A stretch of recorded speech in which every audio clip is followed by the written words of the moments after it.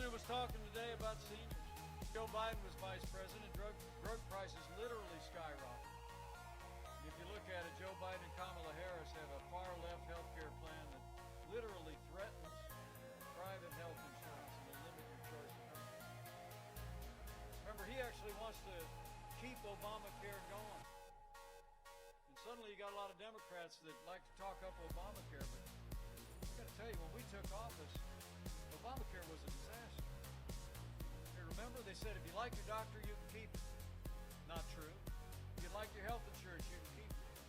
Wasn't true. They said insurance premiums were going to go down. Well, insurance premiums had doubled by the time we took office. And Joe Biden wants to take us down the pathway to socialized medicine. He's got a public option in his Obamacare. And Bernie Sanders was even bragging not long ago that he's going to be the one writing health care reform if they win the Senate and they win the White House. Well, I'm going to tell you something. In 4 more years, President Donald Trump and I are going to give the American people, we're going to lower the cost of health insurance without growing the size of government, and we will say with one voice, America will never be a socialist country. We're going to reject socialized medicine, and we're going to give Americans medicine and health care based on free market principles and consumer choice. Beyond health care, the choice in this election couldn't be clearer when it comes to trade. It's so important in a place like North Carolina and all across America. You know, when we took office, literally half of our international trade deficit was with China. We were losing $500 billion a year to communist China. Joe Biden, he's been a cheerleader for communist China every step of the way. It's true. He said that the rise of China economically, giving rise to those incredible deficits, was a positive development. President Trump, we put China on notice.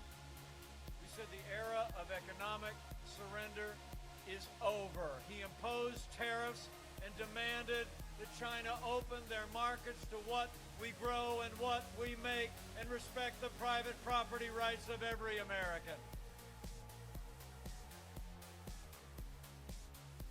And when it comes to our neighbors to the north and south, I don't know about you here in North Carolina, but over in the Hoosier State, 25 years since NAFTA, we literally saw entire communities shuttered. Factories closed and jobs moved south. For all those 25 years, Joe Biden never lifted a finger to reform it. But under President Donald Trump, the man who wrote The Art of the Deal, Americans got a great deal. NAFTA is gone. The USMCA is here to stay, and it's a huge win for North Carolina agriculture and North Carolina manufacturing. In fact, I'm actually told that is whether America remains America.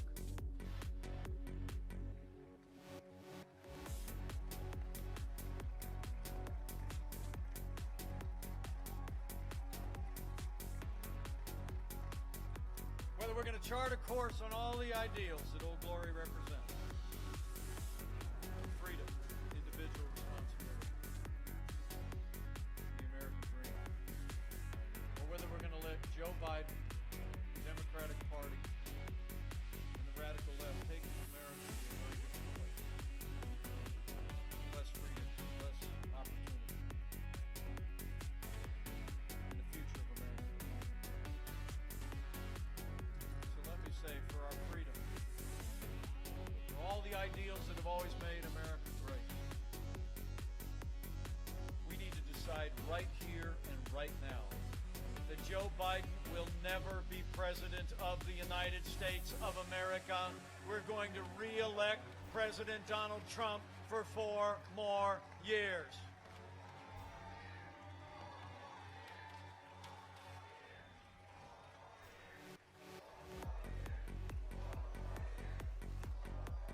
It's that important. It's that important. It's about freedom. You know, it really is great to see you all come out today, and I'm really grateful for it. 2 roads diverged. We're going to be on the road every day, between now and when the polls close. Being here at the farm with all of you is a real privilege. Let me also also say it's the greatest privilege of my life to serve as your vice president. I want to thank you for the honor. Diverged in a wood, and I really do. less traffic by. And that has made all the difference. Greatest privilege of my life to serve alongside this president. All the difference. You know, I really didn't know him that well before he called me up and asked me to join this ticket a little more than 4 years ago. I'll never forget the night I was at the governor's residence in Indiana. I'd been told the call was coming in. My wife and I prayed all the way through it. I'd seen this man up close. I'd seen his leadership. He had the right vision. I knew we'd say yes in a heartbeat. It's about 11 o'clock and the phone rang.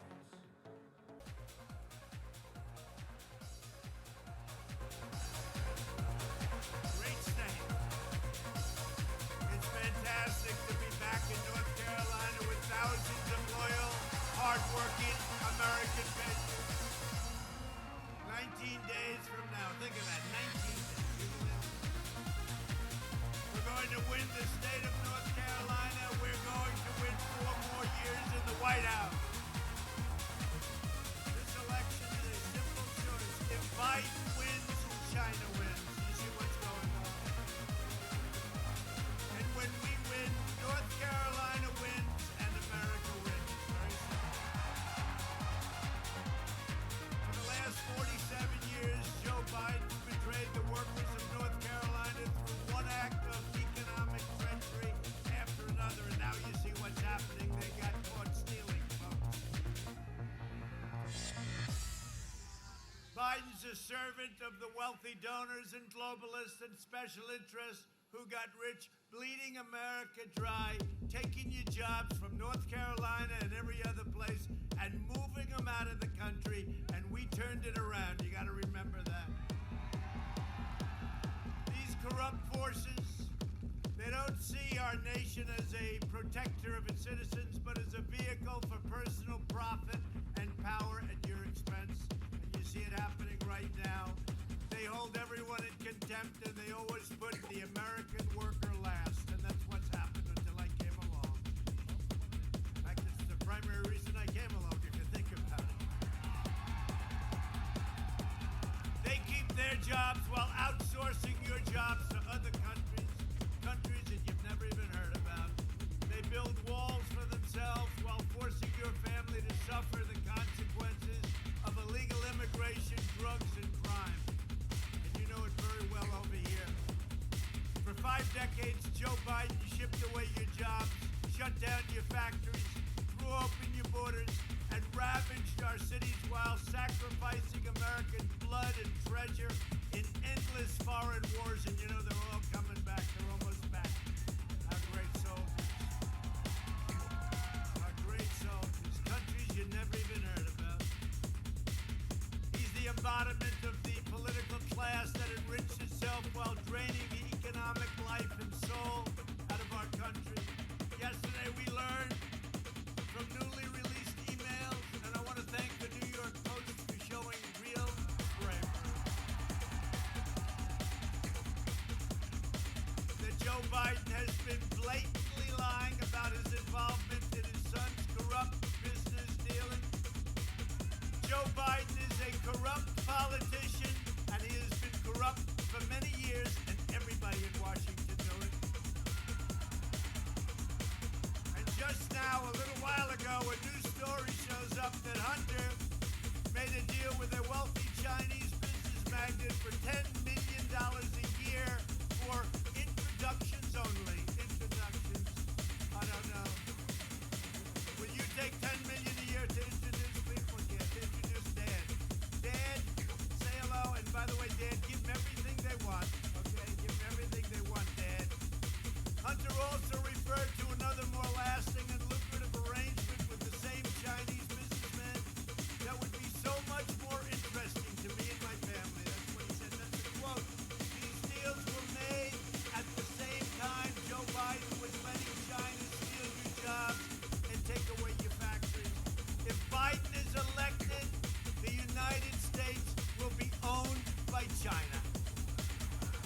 we don't have to worry about it because I can't believe it's going to happen. He's shot, just so we understand. We cannot have a leader that's just about half shot. Can we believe we're even fighting against this guy? But you know what? They're a powerful party. They're a very corrupt party. They are in bed with the media, the fake news right back there.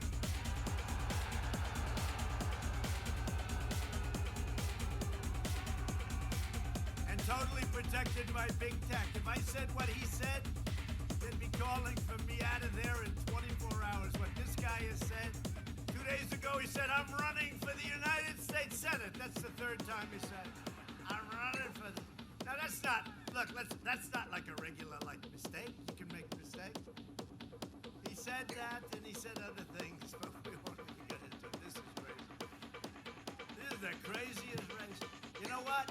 I'm running against the worst candidate in the history of presidential politics, and if I lose, it puts more pressure. I wish he was good.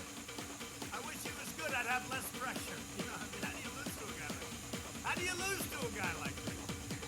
Ay, ay, ay. And by the way, we're leading in North Carolina. Poll just came out.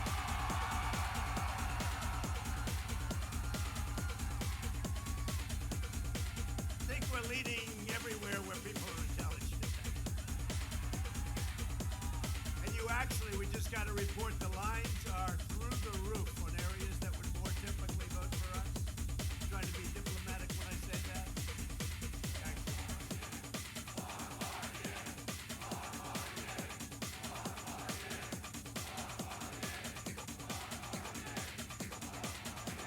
But this election is a matter of national security. It really is. We can't let this happen. It's a matter of national security. The Bidens got rich while America got robbed. Now big tech, you see what's going on with big tech? Is censoring these stories to try and get Biden out of this impossible camp. He's in a big jam. You know, his son left his laptop at some place. Fix my laptop. He forgot to pick it up. The guy from the laptop, it looks like he saw it. He said, wow, this is really criminal stuff. He brought it to the FBI. Can you believe it? This could only happen to me and the people of North Carolina. Now, this could only happen to us. Can you imagine he's fixing a laptop? He said, this is really bad stuff. I think I'll bring it into law enforcement. Anyway, they've got it. They've got a lot of them. I hear they have stuff coming that you won't even believe. Yeah, you'll believe. He and his family are crooked, and they were caught. They got caught. Now they're being protected by big tech. And if big tech persists in coordination with the mainstream media, we must immediately strip them of their Section 230 protection. Okay, it's very simple. And we all believe in freedom of the press, but don't forget, big tech got something years ago that let them become big tech. They got total protection. They don't get sued. They don't get anything. They're totally protected. So the government gave that. So that takes away that little feeling that, oh, gee, we can't talk to them about freedom of the press, etc. No, we're going to take away their Section 230 unless they shape up. And believe it or not, even the Democrats agree. Of course, the only problem we have when they say that we're against, it's like the wall. You know, we're building the wall, it's going up. It was so hard. It was so hard getting that done. There was very few people could have gotten that done. We're up over 400 miles, but here's what's happened. But just think back. All I had to say is we will not build the wall. They were giving us all much money. I had to say we were building, but we got it going, and we have the safest southern border we've ever had, so that's all. In 2016, North Carolina voted to fire this corrupt and decrepit political establishment, and you elected an outsider as President of the United States who put America first.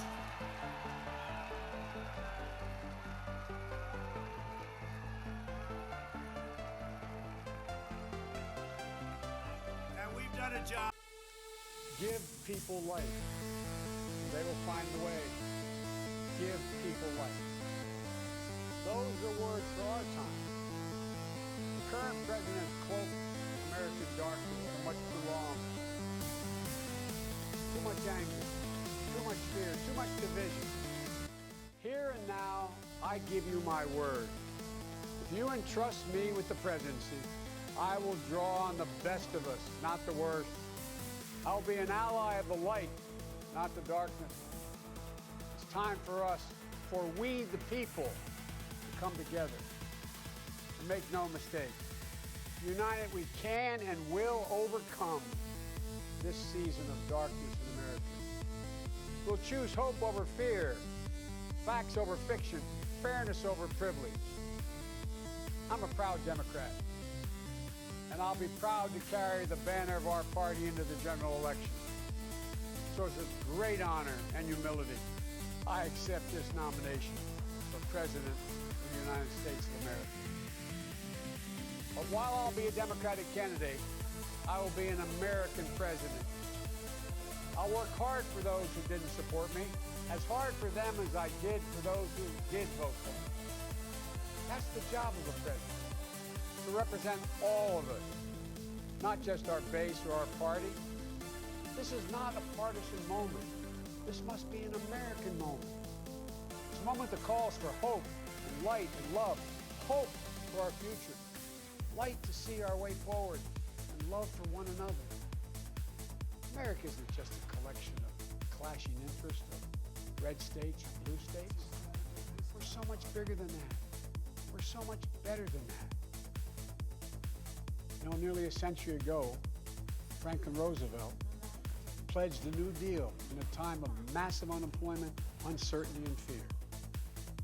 Stricken by a disease, stricken by a virus, FDR insisted that he would recover and prevail, and he believed America could as well.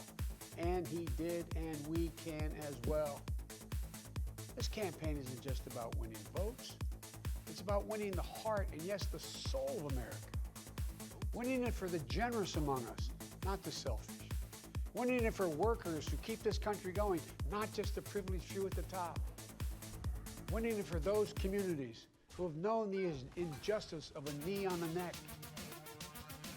For all the young people who have known only America being rising inequity and shrinking opportunity, they deserve the experience of America's promise. They deserve to experience it in full. You know, no generation ever knows what history will ask of it. All we can ever know is whether we're ready when that moment arrives. And now history has delivered us to one of the most difficult moments America's ever faced. Four historic crises, all at the same time. A perfect storm. The worst pandemic in over 100 years. The worst economic crisis since the Great Depression. The most compelling call for racial justice since the 60s. And the undeniable realities and just the accelerating threats of climate change. So the question for us is simple. Are we ready? I believe we are. We must be. You know, all elections are important. And we know in our bones this one is more consequential. As many have said, America's at an inflection point. A time of real peril, but also extraordinary possibilities. We can choose a path of becoming angrier, less hopeful, more divided, a path of shadow and suspicion, or we can choose a different path and together take this chance to heal, to reform, to unite, a path of hope and light. This is a life-changing election. This will determine what America is going to look like for a long, long time. Character is on the ballot. Compassion is on the ballot. Decency, science, democracy, they're all on the ballot. Who we are as a nation, what we stand for, and most importantly, who we want to be, that's all on the ballot. And the choice could not be more clear. No rhetoric is needed. Just judge this president on the facts. 5 million Americans infected by COVID-19. More than 170,000 Americans have died. By far the worst performance of any nation on earth. More than 50 million people have filed for unemployment this year. More than 10 million people are going to lose their health insurance this year. Nearly 1 in 6 small businesses have closed this year. And this president, if he's reelected, we know what will happen. Cases and deaths will remain far too high. More mom and pop businesses will close their doors, and this time for good. Working families have struggled to get by. And yet the wealthiest 1% will get tens of billions of dollars in new tax breaks. And the assault on the Affordable Care Act will continue until it's destroyed, taking insurance away from more than 20 million people, including more than 15 million people on Medicaid. And getting rid of the protections that President Obama worked so hard to get passed for people who have 100 million more people who have pre-existing conditions. And speaking of President Obama, a man I was honored to serve alongside for 8 years as Vice President, let me take this moment to say something we don't say nearly enough. Thank you, Mr. President. You were a great president, a president our children could and did look up to. No one's going to say that about the current occupant of the White House. What we know about this president is if he's given 4 more years, he'll be what he's been for the last 4 years. President takes no responsibility, refuses to lead, blames others, cozies up to dictators, and fans the flames of hate and division. He'll wake up every day believing the job is all about him, never about you. Is that the American you want for you, your family, your children? I see a different American, one that's generous and strong, selfless and humble. It's an American we can rebuild together.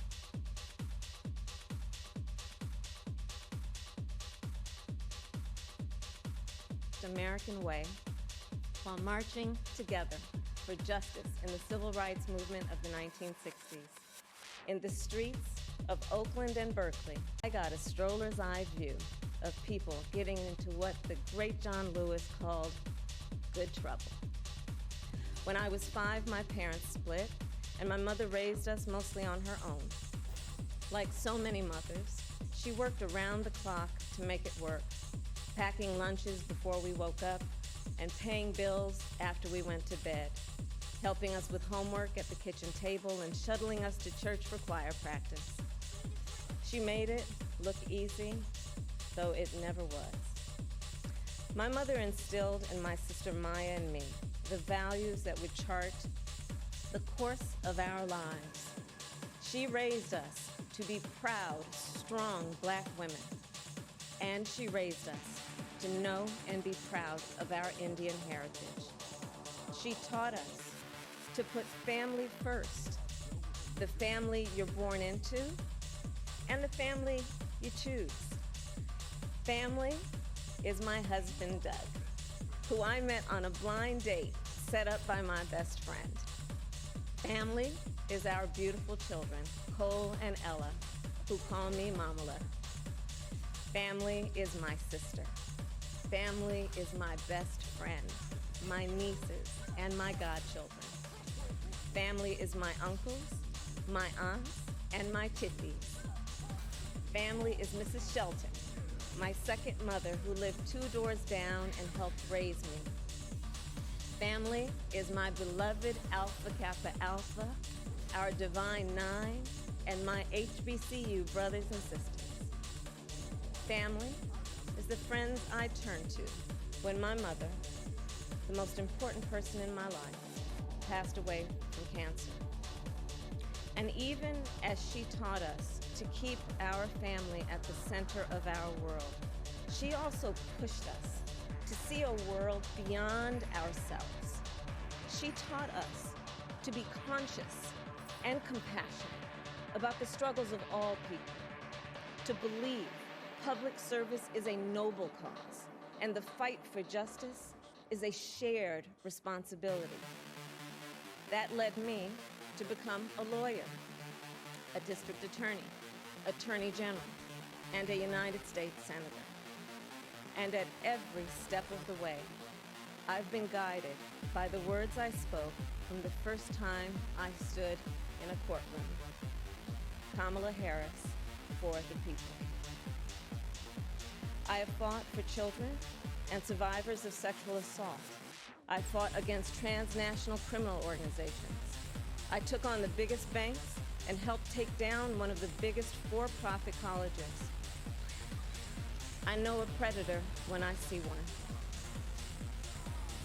My mother taught me that service to others gives life purpose and meaning. And oh, how I wish she were here tonight, but I know she's looking down on me from above. I keep thinking about that 25-year-old Indian woman, all of 5 feet tall, who gave birth to me at Kaiser Hospital in Oakland, California. On that day, she probably could have never imagined that I would be standing before you now and speaking these words. I accept your nomination for Vice President of the United States of America.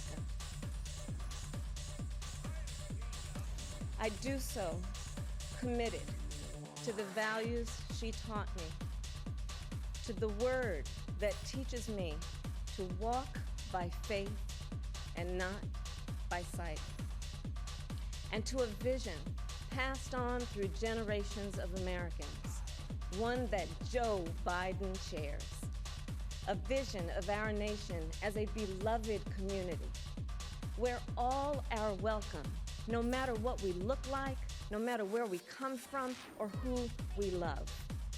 A country where we may not agree on every detail, but we are united by the fundamental belief that every human being is of infinite worth, deserving of compassion, dignity, and respect.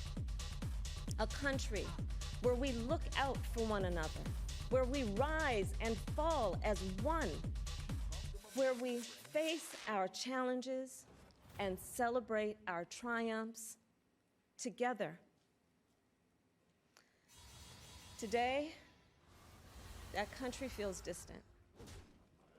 Donald Trump's failure of leadership has cost lives and livelihoods. If you're a parent struggling with your child's remote learning, or you're a teacher struggling on the other side of that screen, you know what we're doing right now is not working. And we are a nation that is grieving the loss of life, the loss of jobs, the loss of opportunities, the loss of normalcy, and yes, the loss of certainty. And while this virus touches us all, we gotta be honest, it is not an equal opportunity offender. Black, Latino, and indigenous people are suffering and dying disproportionately. And this is not a coincidence. It is the effect of structural racism, of inequities in education and technology, healthcare and housing, job security and transportation, the injustice in reproductive and maternal health care, in the excessive use of force by police, and in our broader criminal justice system. This virus, it has no eyes, and yet it knows exactly how we see each other and how we treat each other. And let's be clear, there is no vaccine for racism. We've got to do the work. For George Floyd, for Breonna Taylor, for the lives of too many others to name, for our children, and for all of us.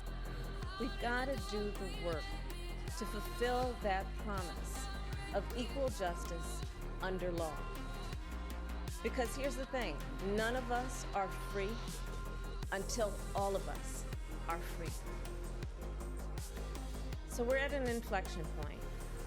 The constant chaos leaves us adrift. The incompetence makes us feel afraid. The callousness makes us feel alone. a lot. And here's the thing, we can do better and deserve so much more. We must elect a president who will bring something different, something better, and do the important work. A president who will bring all of us together, Black, white, Latino, Asian, Indigenous, to achieve the future we collectively want. We must elect Joe Biden. And I will tell you, I knew Joe as vice president. I knew Joe on the campaign trail. And I first got to know Joe as the father of my friend. So Joe's son, Bo, and I served as attorneys general of our states, Delaware and California. During the Great Recession, he and I spoke on the phone nearly every day, working together to win back billions of dollars for homeowners from the big banks that foreclosed on people's homes. And Bo and I, we would talk about his family, how as a single father, Joe would spend 4 hours every day riding the train back and forth from Wilmington to Washington. Bo and Hunter got to have breakfast every morning with their dad. They went to sleep every night with the sound of his voice reading bedtime stories. And while they endured an unspeakable loss, those two little boys. Good evening, everybody. As you've seen by now, this isn't a normal convention. It's not a normal time. So tonight, I want to talk as plainly as I can about the stakes in this election. Because what we do these next 76 days will echo through generations to come. I'm in Philadelphia, where our Constitution was drafted and signed. It wasn't a perfect document.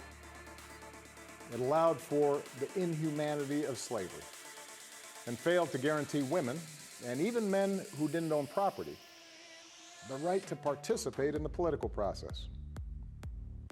But embedded in this document was a North Star that would guide future generations.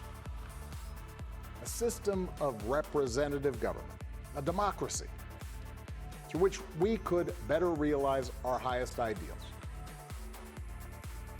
Through civil war and bitter struggles, we improved this Constitution to include the voices of those who'd once been left out. And gradually, we made this country more just and more equal and more free.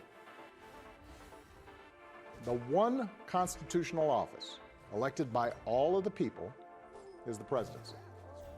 So at a minimum, we should expect a president to feel a sense of responsibility for the safety and welfare of all 330 million of us, regardless of what we look like, how we worship, who we love, how much money we have, or who we voted for. But we should also expect a president to be the custodian of this democracy. We should expect that regardless of ego, ambition, or political beliefs, the president will preserve, protect, and defend the freedoms and ideals that so many Americans marched for, went to jail for, fought for, and died for. I have sat in the Oval Office with both of the men who are running for president. I never expected that my successor would embrace my vision or continue my policies. I did hope, for the sake of our country, that Donald Trump might show some interest in taking the job seriously. That he might come to feel the weight of the office and discover some reverence for the democracy that had been placed in his care. But he never did. For close to 4 years now, he has shown no interest in putting into work. No interest in finding common ground. No interest in using the awesome power of his office to help anyone but himself and his friends. No interest in treating the presidency as anything but one more reality show that he can use to get the attention he craves. Donald Trump hasn't grown into the job because he can't. Or even packing the court, adding to the 9 justices there. You call this a distraction by the president, but in fact it wasn't brought up by the president. It was brought up by some of your Democratic colleagues in the Congress. So my question to you is, you have refused in the past to talk about it. Are you willing to tell the American people tonight whether or not you will support either ending the filibuster or packing the court? Whatever position I take on that, that'll become the issue. The issue is the American people should speak. You should go out and vote. You're in voting now. Vote and let your senators know how strongly you feel. Vote now. Make sure you, in fact, let people know you're senators. I'm not going to answer the question because the question is radical left. Will you shut up, man? Listen, who is on your list, Joe? Who's on your list? Gentlemen, I think this we've is ended so this. unprecedented. We have ended this segment. We're going to move on to the second segment. That was really a productive segment, wasn't it? Keep yapping, man. The people understand, Joe. They sure 47 years you've done nothing. They understand. All right. The second subject is COVID-19, which is an awfully serious subject, so let's try to be serious about it. We have had more than 7 million cases of coronavirus in the United States, and more than 200,000 people have died. Even after we produce a vaccine, experts say that it could be months or even years before we come back to anything approaching normal. My question for both of you is, based on what you have said and done so far, and what you have said you would do starting in 2021, why should the American people trust you more than your opponent to deal with this public health crisis going forward? In this case, the question goes to you first, sir. 2 minutes uninterrupted. Good luck. 200,000 dead. As you said, over 7 million infected in the United States. We, in fact, have 5%, 4% of the world's population, 20% of the deaths. 40,000 people a day contracting COVID. In addition to that, about between 750 and 1,000 people a day are dying. When he was presented with that number, he said, it is what it is. Well, it is what it is because you are who you are. That's why it is. The president has no plan. He hasn't laid out anything. He knew all the way back in February how serious this crisis was. He knew it was a deadly disease. What did he do? He's on tape as acknowledging he knew it. He said he didn't tell us or give people a warning of it because he didn't want to panic the American people. You don't panic. He panicked. In addition to that, what did he do? He went in and we were insisting that the Chinese, the people we had on the ground in China should be able to go to Wuhan and determine for themselves how dangerous this was. He did not even ask Xi to do that. He told us what a great job Xi was doing. He said we owe him a debt of gratitude for being so transparent with us. And what did he do then? He then did nothing. He waited and waited and waited. He still doesn't have a plan. I laid out back in March exactly what we should be doing. And I laid out again in July what we should be doing. We should be providing all the protective gear possible. We should be providing the money the House has passed in order to be able to go out and get people the help they need to keep their businesses open schools that cost a lot of money. You should get out of your bunker and get out of the sand trap and get in your golf course and go in the Oval Office and bring together the Democrats and Republicans and fund what needs to be done now to save lives. So if we would have listened to you... You have 2 minutes, sir. If we would have listened to you, the country would have been left wide open. Millions of people would have died, not 200,000, and one person is too much. It's China's fault. It should have never happened. They stopped it from going in, but it was China's fault. And by the way, when you talk about numbers, you don't know how many people died in China. You don't know how many people died in Russia. You don't know how many people died in India. They don't exactly give you a straight count, just so you understand. But if you look at what we've done, I closed it, and you said he's xenophobic. He's a racist, and he's xenophobic. Because you didn't think I should have closed our country. Wait a minute. It says 2 minutes. You didn't think we should have closed our country because you thought it was terrible. You wouldn't have closed it for another 2 months. by my doing it early. In fact, Dr. Fauci said President Trump saved thousands of lives. Many of your Democrat governors said President Trump did a phenomenal job. We worked with the governor. Oh, really? Go take a look. The governors said I did a phenomenal job. Most of them said that. In fact, people that would not be necessarily on my side said that. President Trump did a phenomenal job. We did. We got the gowns. We got the masks. We made the ventilators. You wouldn't have made ventilators. And now we're weeks away from a vaccine. We're doing therapeutics already. Fewer people are dying when they get sick. Far fewer people are dying. We've done a great job. The only thing I haven't done a good job, and that's because of the fake news. No matter what you say to them, they give you bad press on it. It's just fake news. They give you good press. They give me bad press because that's the way it is, unfortunately. But let me just tell you something. I don't care. I've gotten used to it. But I'll tell you, Joe, you could never have done the job that we did. You don't have it in your blood. You could have never done that job. I know how to do the job. I know how to get the job Well, you done. didn't do very well in swine flu.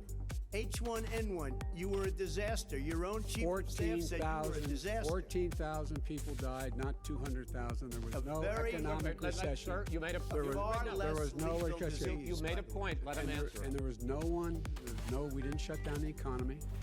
This is his economy he's shut down. The reason it's shut down is because, look, you folks at home, how many of you got up this morning and had an empty chair at the kitchen table because someone died of COVID? How many of you were in a situation where you lost your mom or dad and you couldn't even speak to them? You had a nurse holding the phone up so you could, in fact, say goodbye. You would have lost far How more many people. people? Far That is- more people. And, You would have been and by the way, months late. your own, You were his months behind me, his Joe. own CDC director says we could lose as many as another 200,000 people between now and the end of the year. And he held up. He said, if we just wear a mask, we can save half those numbers. Just a mask. And by the way, in terms of the whole notion of a vaccine, we're for a vaccine, but I don't trust him at all, nor do you. I know you don't. What we trust is a scientist. You don't we trust Dr. Johnson Fauci. & Johnson, Pfizer? And Okay, by the way, gentlemen, let me move on to questions about the future because you both have touched on two of the questions I'm going to ask. Focusing on the future first, President Trump, you have Doctors, the nurses, everybody at Walter Reed Medical Center. I think it's the finest in the world for the incredible job they've been doing. I came here, wasn't feeling so well. I feel much better now. We're working hard to get me all the way back. I have to be back because we still have to make America great again. We've done an awfully good job of that, but we still have steps to go and we have to finish that job. And I'll be back. I think I'll be back soon. And I look forward to finishing up the campaign the way it was started and the way we've been doing, the kind of numbers that we've been doing. We've been so proud of it.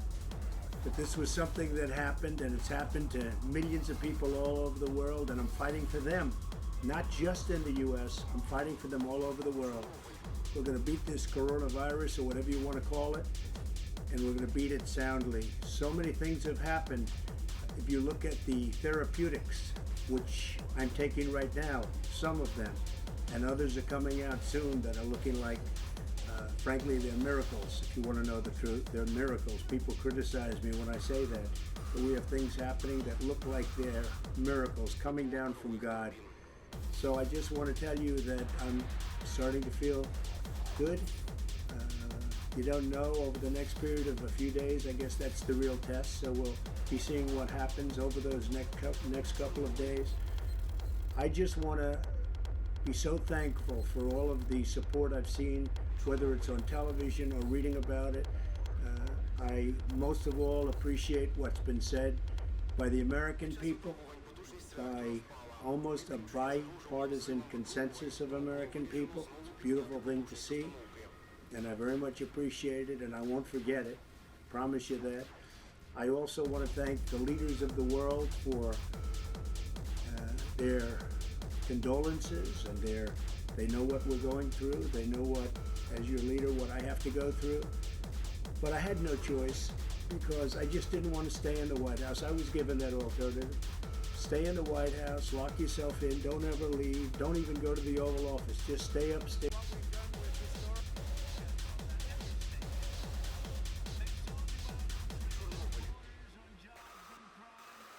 One act of treachery after another. In 2016, Florida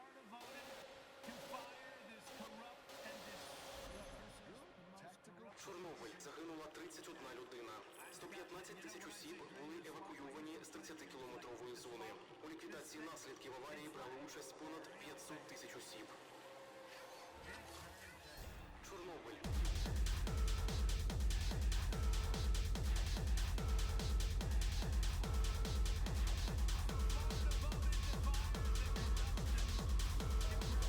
Одразу після катастрофи.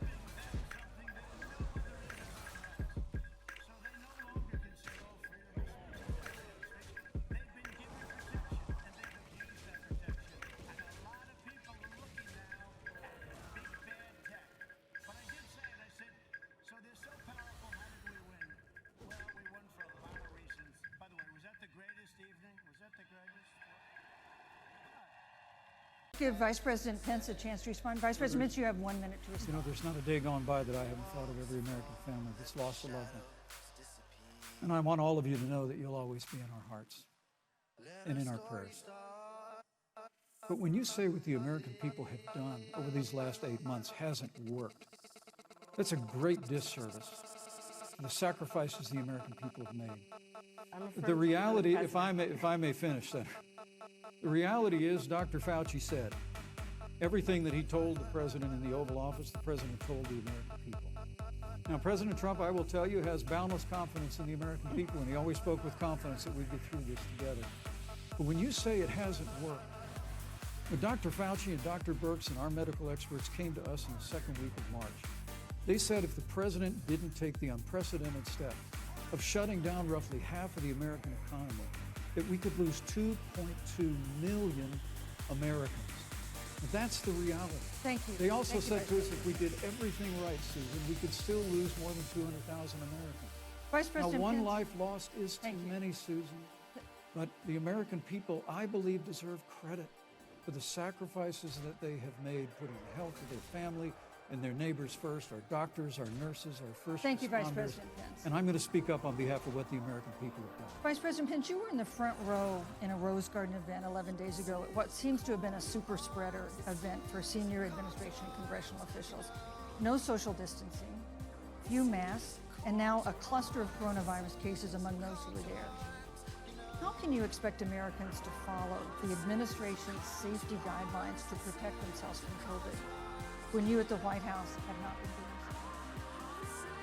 Well, the American people have demonstrated over the last 8 months that when given the facts, they're willing to put the health of their families and their neighbors and people they don't even know first. President Trump and I have great confidence in the American people and their ability to take that information and put it into practice.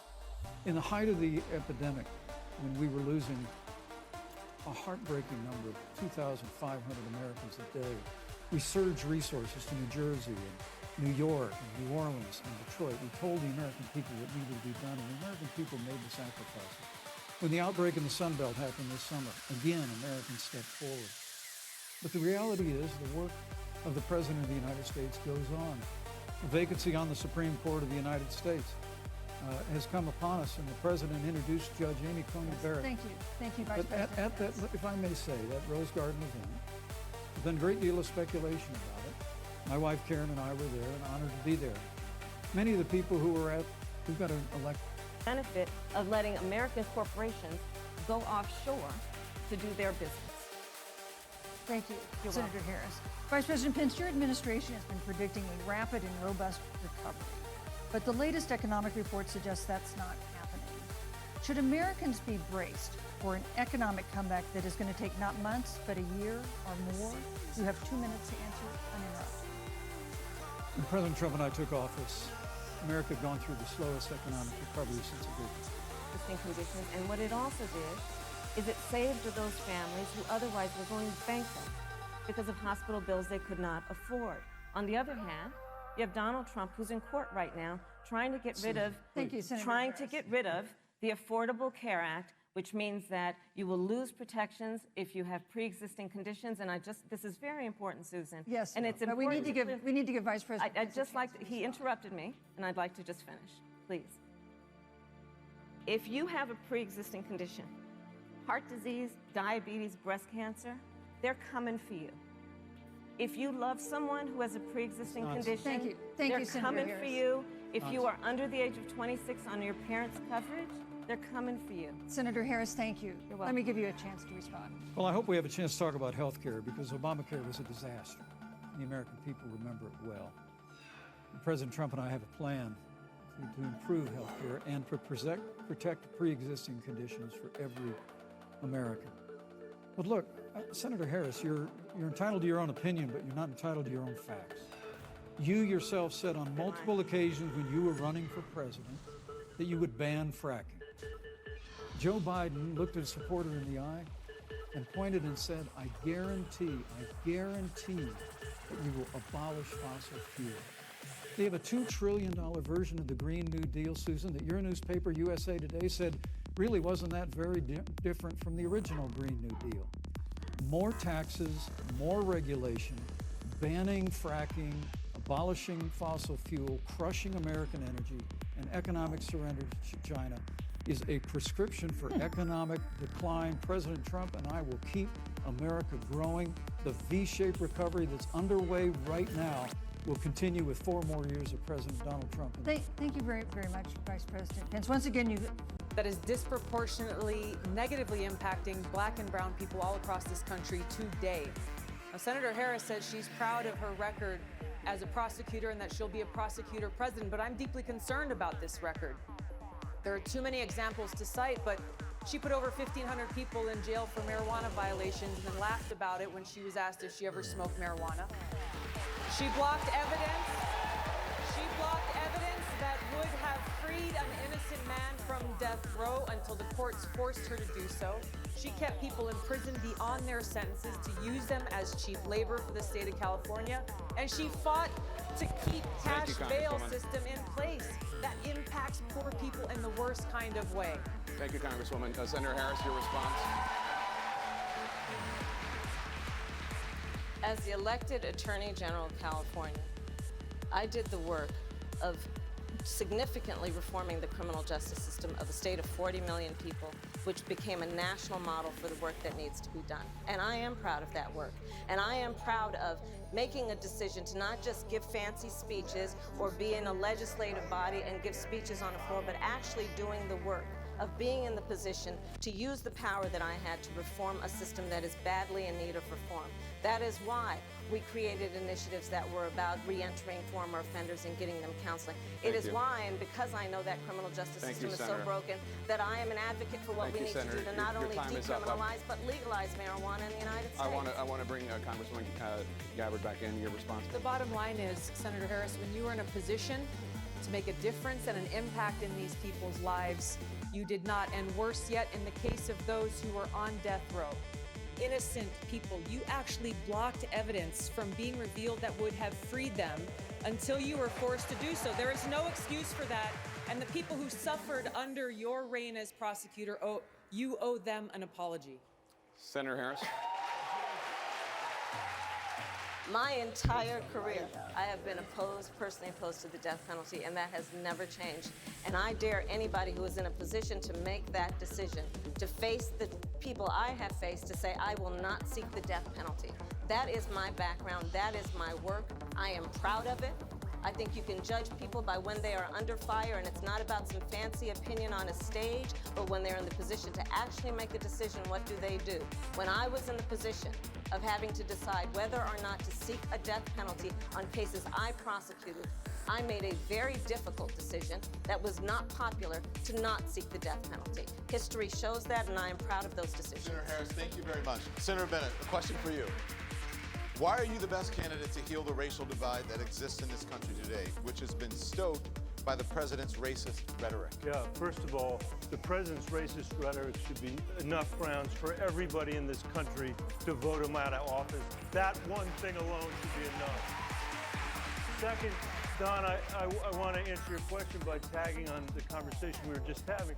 This is the 4th debate that we have had, and the second time that we have been debating what people did 50 years ago with busing, when our schools are as segregated today as they were 50 years ago. We need a conversation about what's happening now.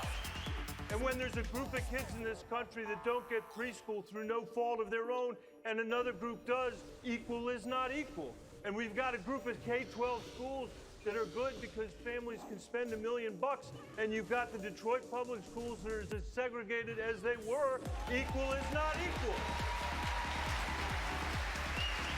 And let me tell you something else, Don. I believe you can draw a straight line from slavery through Jim Crow, through the banking and the redlining to the mass incarceration that we were talking about on this stage a few minutes ago. But you know what other line I can draw? 88% of the people in our prisons dropped out of high school. Let's fix our school system, and maybe we could fix the prison pipeline that we have. Thank you, Senator Bennett.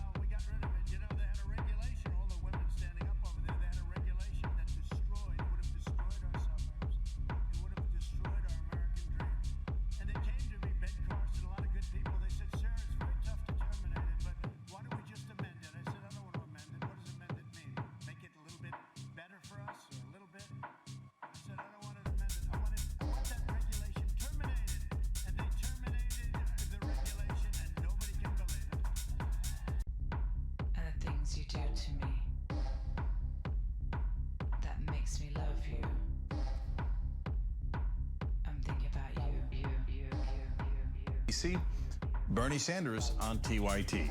So, Senator Bernie Sanders, welcome back to the Young Turks. Great to be with you, and it's wonderful to see you and Anna together. Thank Congratulations. It's good to see all of us back together again. So, Senator Sanders, let me get started because obviously we've got weighty issues here less than 3 weeks before the election and with coronavirus raging. So, in fact, the most pressing issue is the bill that is now being considered, the stimulus bill. Some disagreements, obviously, in Washington about not only what should be in the bill, but Nancy Pelosi's stance to negotiate for a better deal and not yet sign the deal that some folks in Washington are pushing. What's your take on that? Do you think she should hold the line? And have you advised from the Senate side on what you think is the right way to go? Well, Cenk, as you know, Nancy and Schumer have already made major concessions. They have gotten virtually nothing from the Republicans. At a time when millions of people have lost their jobs, people are worried about being evicted, people are having trouble feeding their kids, we need to make sure that every unemployed worker continues to receive that $600 check as a supplement to his or her unemployment. People need that $1,200 check per month. People need health care. We need to adequately fund cities and states who are in the process of laying off hundreds of thousands of workers. So the devil is in the details, but we need a very robust package to protect working people today who are really struggling. So, Senator Sanders, you're absolutely right about the devil being in the details. So, given what you just stated, Trump is not there yet. McConnell's not anywhere near there yet in terms of the numbers that you just gave. So, does that mean that you think Pelosi should hold the line, even if it means going past the election to try to get a better deal? Well, one of the problems that Pelosi has is you're dealing with an erratic and irrational president who says something different every single day. He wanted to go small, he wanted to go big, he wanted to go not at all. But here is a point that is not discussed very much. The Republican caucus has approximately 20 members in the Senate who really don't want to do anything. So McConnell's problem is that if he went big, which he, I think, is not inclined to do, it would become a Democratic bill because almost half of his caucus really want to do nothing. But the bottom line is we have got to be as strong as we can in standing up for working families who are probably today, the working class in America, probably in worse shape than any time since the Great Depression. And in the midst of all of that, obviously, in the next 3 weeks, we have to do everything that we can to defeat the most dangerous president in the modern history of this country. And then after Biden is elected, we have to regroup and continue our fight for a progressive agenda that works for working families. Senator Sanders, one more thing about the bill for me. Do you know why McConnell has the position that he has? I understand Pelosi holding out because the Democrats have a tremendous amount of leverage at this point, and they could really demand what they want in the bill. Donald Trump has a tremendous incentive to pass the bill right before the election. But the Republican senators are in a world of trouble, according to the polling. So why in the world isn't McConnell agreeing to stimulus? Because he would look like a fool if 20 of his own members voted against them. And then it becomes a Democratic bill. That's the simple truth. He has a number of right-wing folks who believe they have already done too much for the working families of this country. They're busy thinking about how they can give more tax breaks to the rich, how they can end the Affordable Care Act, throw 20 million people off of health care, how they can ignore climate change, how they can refuse to raise the minimum wage. They are not thinking about how they can help working families. Senator Sanders, I have one question on Trump's version of the stimulus plan. And one thing that has been frustrating as someone in the media was, just trying to get some straight answers on what the spending is actually going towards. I mean, the media keeps talking about, well, Pelosi wants $2.2 trillion and Trump is offering $1.8 trillion. Close enough. But there is concern that Trump could use that appropriated money. Let's say in a, incredible situation where McConnell actually does successfully pass Trump's version, there's some concern that that money could be used as Trump's personal slush fund. Do you have any details on that? Well, Anna, I think your point is well taken. People say 2.2, 1.8, what's the difference?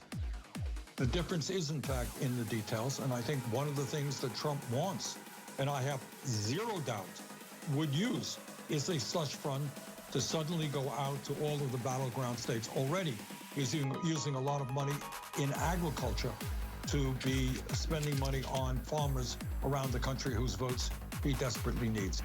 So you're right, as I understand it, although it's always very unclear when you deal with Trump, because I'm not sure that he knows what he is talking about, so it's hard to know what the White House is referring to. Do you feel that the Democratic Party has done a... CDC, that 85% of the people wearing the mask catch it, okay? Then you have my friend, and he's a nice guy, Tony Fauci. He's a nice guy.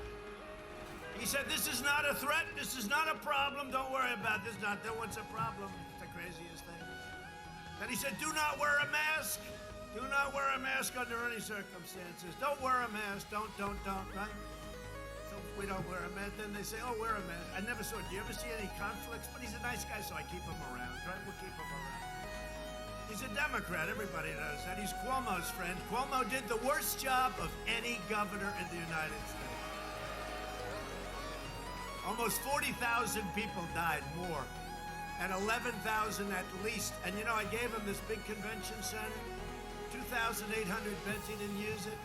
I gave him a ship. I gave him the great hospital ship, meant for wars. Hundreds and hundreds and hundreds of incredible, you have to see the ship, I've been on it many times. It's incredible, they didn't use it. Instead, they sent sick people back into nursing homes, right? A disgrace.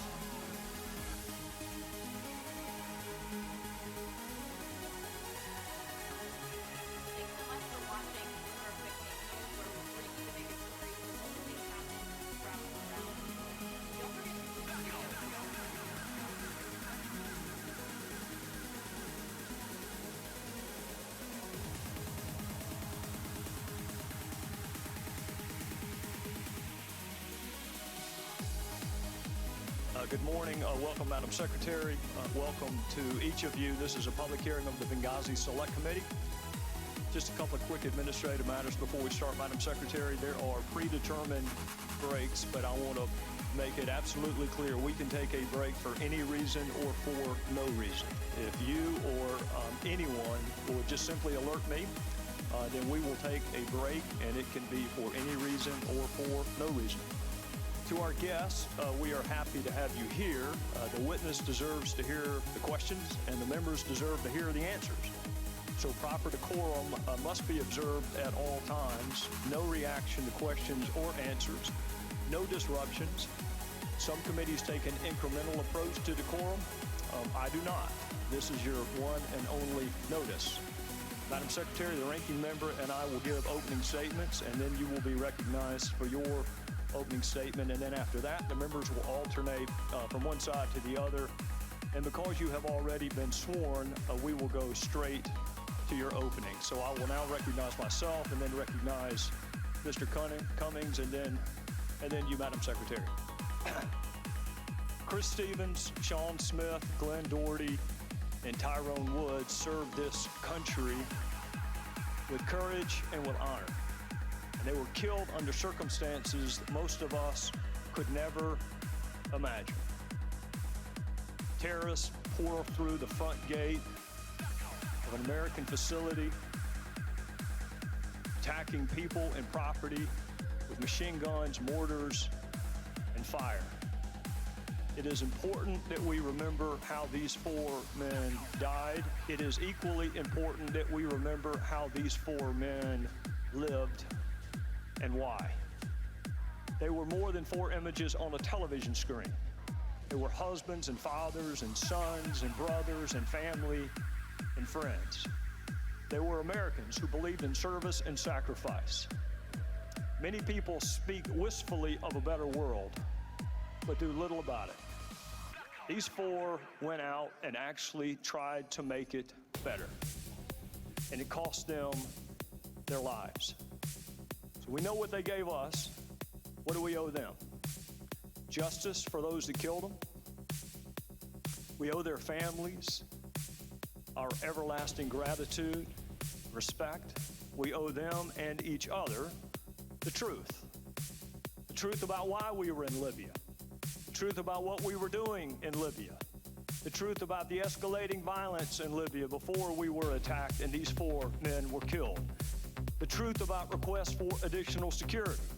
The truth about requests for additional personnel. The truth about requests for additional equipment. The truth about where and why our military was positioned as it was on the anniversary of 9/11. The truth about what was happening and being discussed in Washington while our people were under attack. The truth about what led to the attacks, and the truth about what our government told the American people after the attacks. Why were there so many requests for more security personnel and equipment, and why were those requests denied in Washington? Why did the State Department, compound and facility, not even come close to meeting proper security specifications? What policies were we pursuing in Libya that required a physical presence in spite of the escalating violence? Who in Washington was aware of the escalating violence? What precautions, if any, were taken on the anniversary of 9/11? What happened in Washington after the first attack, and what was our response to that attack? What did the military do or not do? What did our leaders in Washington do or not do, and when? Why was the American public given such divergent accounts of what caused these attacks? And why is it so hard to get information from the very government these four men represented, served, and sacrificed for?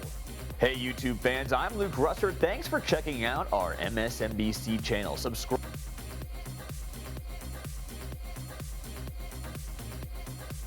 Thank you very much, Mr. Chair. Welcome again, Judge. Since I have the draw to always follow Senator Cruz, I did want to make one thing clear after listening to that for a half hour, that Joe Biden is Catholic and he is a man of faith.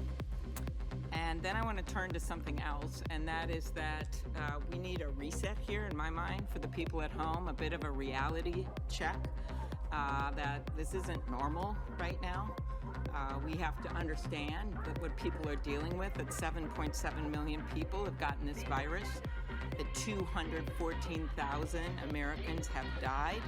And for people watching at home and wondering what we're all doing in this room right now, and maybe you're home because you lost your job, or maybe you got your kids crawling all over your couch right now. Maybe you're trying to teach your first grader how to do a mute button to go to school. Or maybe you've got a small business that you had to close down or that's struggling. We should be doing something else right now. We shouldn't be doing this. We should be passing coronavirus relief like the House just did, which was a significant bill that would have been a big help.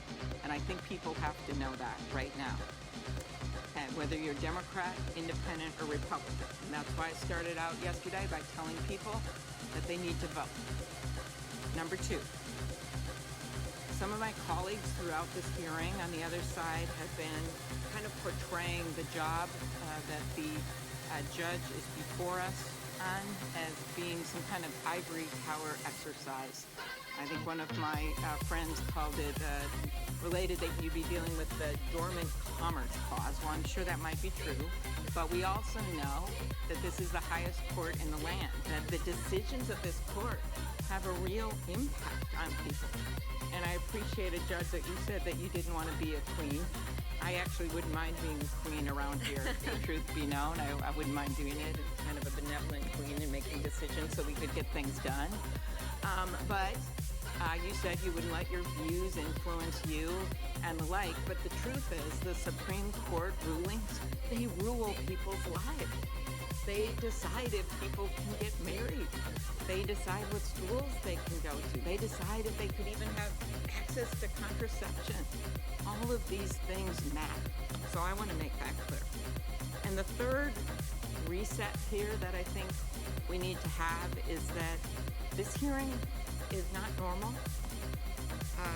It is a sham. It is a rush to put in a justice. The last time that we had a vacancy so close to an election was when Abraham Lincoln was president.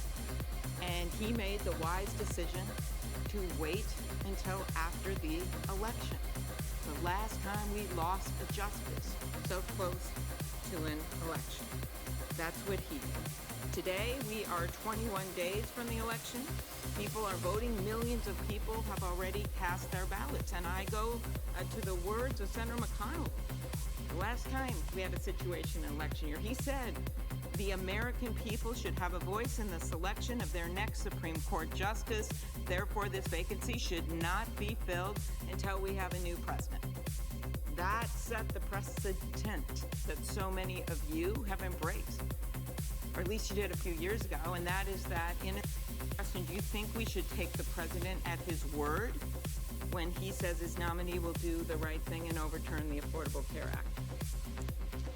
Senator Klobuchar, I can't really speak to what the president has said on Twitter. He hasn't said any of that to me. And what I can tell you, as I have told your colleagues earlier today, is that no one has elicited from me any commitment in a case or even brought up a commitment in a case. I'm 100% committed to judicial independence from political pressure. So whatever people's, party platforms may be or campaign promises may be, the reason why judges have life tenure is to insulate them from those pressures.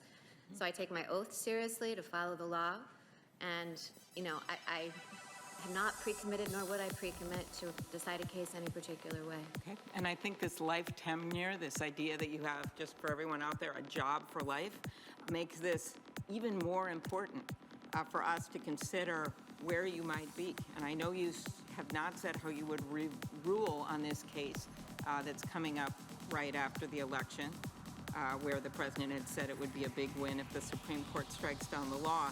But you have directly criticized Justice Roberts in an article in my own state in one of the Minnesota Law School journals. It was in 2017. It was the same year you became a judge.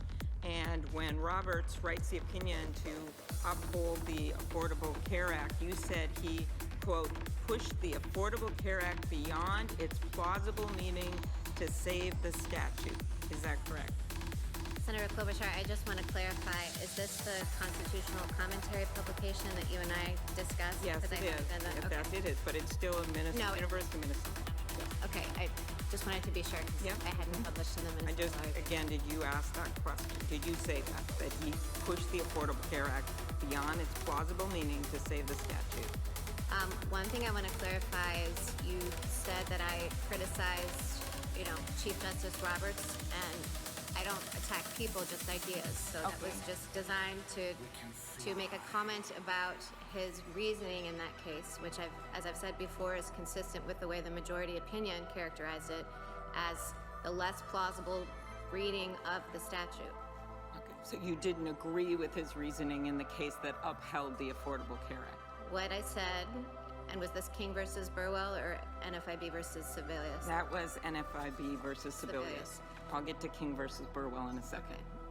What I said with respect to NFIB versus Sebelius is that the interpretation that the majority adopted, construing the mandate to be a tax rather than a penalty, was not the most natural reading of the statute. It was still the reading that Justice Roberts got to. Now, you also criticized, as you pointed out by bringing up King v. Burwell, another case where the court ruled in favor of the health law. This was in a 2015 National Public Radio interview.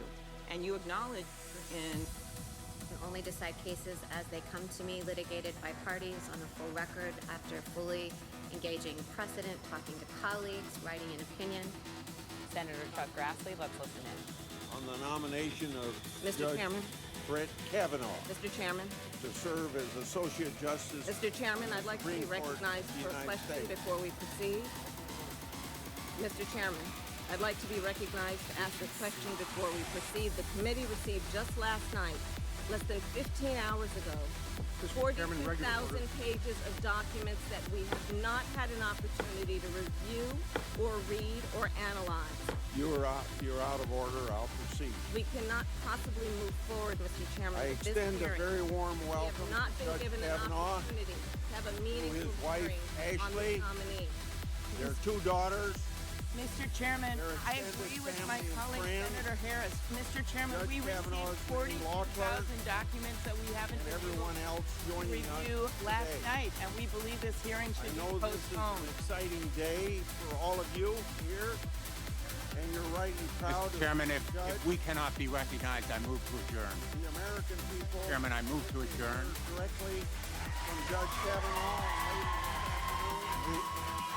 Mr. Chairman, I move to adjourn.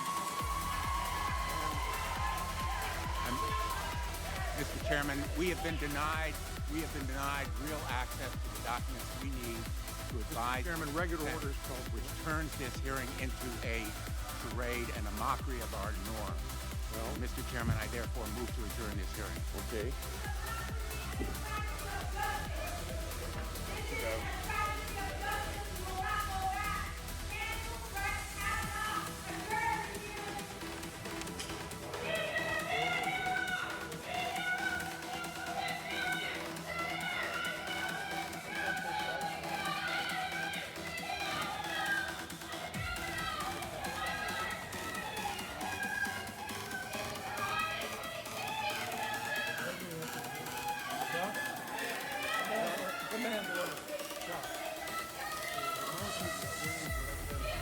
We're not in executive session.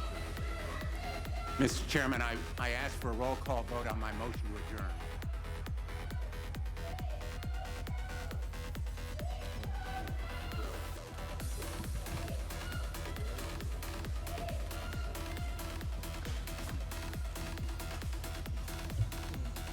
Okay. Mr. Chairman, I move to adjourn. I ask for a roll call vote. We're not in executive session. We will continue as planned. Mr. Chairman, may I be recognized, sir?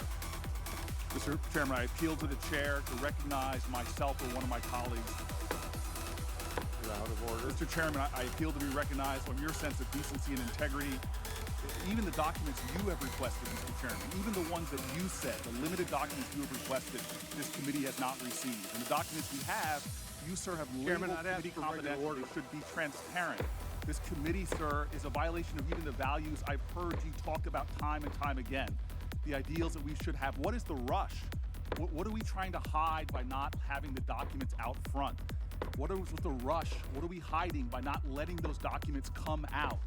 Sir, this committee is a violation of the values that we as a committee have striven for, transparency. We are rushing through this process in a way that is unnecessary. And I appeal for the motion to at least be voted on. Mr. Chairman. At least let's have a vote, because when we wrote you a letter on August 24th Senator. asking to have a meeting on this issue, you denied us even the right to meet. So here we are having a meeting. Let's at least debate this issue. Let's at least call this for a vote. I appeal to your sense of fairness and decency, your commitments that you've made to transparency. This violates what you have even said and called for, sir. You've called for documents, you yourself, limited documents. We thought there should be more. We have not received the documents that you have even called for. So, sir, based upon your own principles, your own values, I call for at least to have a debate or a vote on these issues and not for us to rush through this process. Mr. Chairman. Senator. Mr. Chairman. I've heard calls for I'd like to regular respond. order. I'd like to respond to Senator Booker. Senator Booker, I think that I respect very much a lot of things you do, but you spoke about my decency and you spoke about my decency and integrity, and I think you are taking advantage of my decency and integrity. So.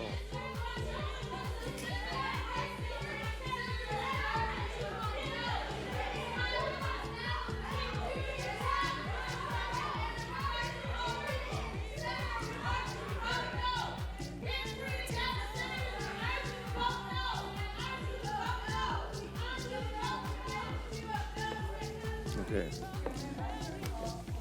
Time that we at this point, and regular privilege has been properly asserted if this hearing goes before the committee. How are we to determine whether executive privilege has been properly asserted if this hearing goes by without the committee ever considering that question? Why is it not in regular order for us to determine before the hearing at which the documents would be necessary whether or not the assertion of privilege that prevents us from getting those documents is legitimate or indeed is even an actual assertion of executive privilege? I do not understand why that is not a legitimate point of order at this point, because at the end of this hearing it is too late to consider it. Mr. Chairman, if I might add to this, on the integrity of the documents we've received, there really is no integrity. They have alterations, they have oddities, attachments are missing, emails are cut off halfway through a chain, recipients' names are missing.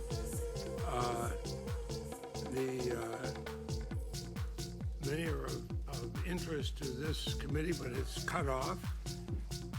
The National Archives hasn't had a chance to get us all that we want, even though you said on your website the National Archives would act as a check against from their lawyers out of read more than 17,000 pages of his speeches, articles, teaching materials, other documents that Judge.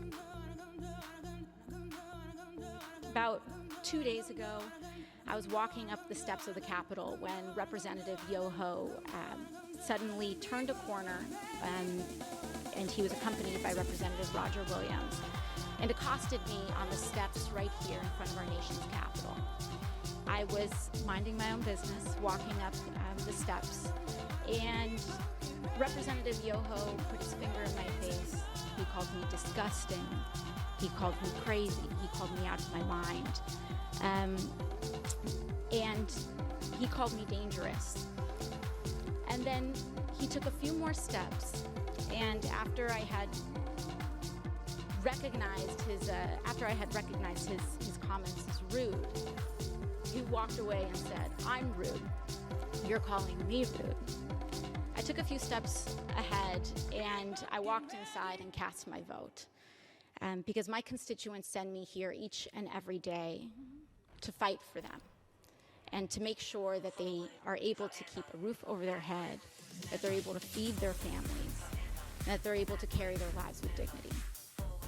I walked back out, and there were reporters in the front of the Capitol, and in front of reporters, Representative Yoho called me, and I quote, "These were the words that Representative Yoho levied against a congresswoman, the congresswoman that not only represents New York's 14th congressional district, but every congresswoman and every woman in this country, because all of us have had to deal with this in some form, some way, some shape, at some point in our lives." And I want to be clear that Representative Yoho's comments were not deeply hurtful or piercing to me, because I have worked a working class job. I have waited tables in restaurants. I have ridden the subway. I have walked the streets in New York City. And this kind of language is not new. I have encountered words uttered by Mr. Yoho and men uttering the same words as Mr. Yoho while I was being harassed in restaurants. I have tossed men out of bars that have used language like Mr. Yoho's. And I have encountered this type of harassment riding the subway in New York City. This is not new. And that is the problem. Mr. Yoho was not alone. He was walking shoulder to shoulder with Representative Roger Williams. And that's when we start to see that this issue is not about one incident. It is cultural. It is a culture of lack of impunity, of accepting of violence and violent language against women, and an entire structure of power that supports that. Because not only have I been spoken to disrespectfully particularly by members of the Republican Party and elected officials in the Republican Party, not just here. But the President of the United States last year told me to go home to another country, is the implication that I don't even belong in America. The governor of Florida, Governor DeSantis, before I even was sworn in, called me a whatever that is. Dehumanizing language is not new. And what we are seeing is that incidents like these are happening in a pattern. This is a pattern of an attitude towards women and dehumanization of others. Hi everyone, George Stephanopoulos here. Thanks for checking out the ABC News YouTube channel. If you'd like to get more videos, show highlights, and watch live event coverage, click on the right over here to subscribe to our channel, and don't forget to download the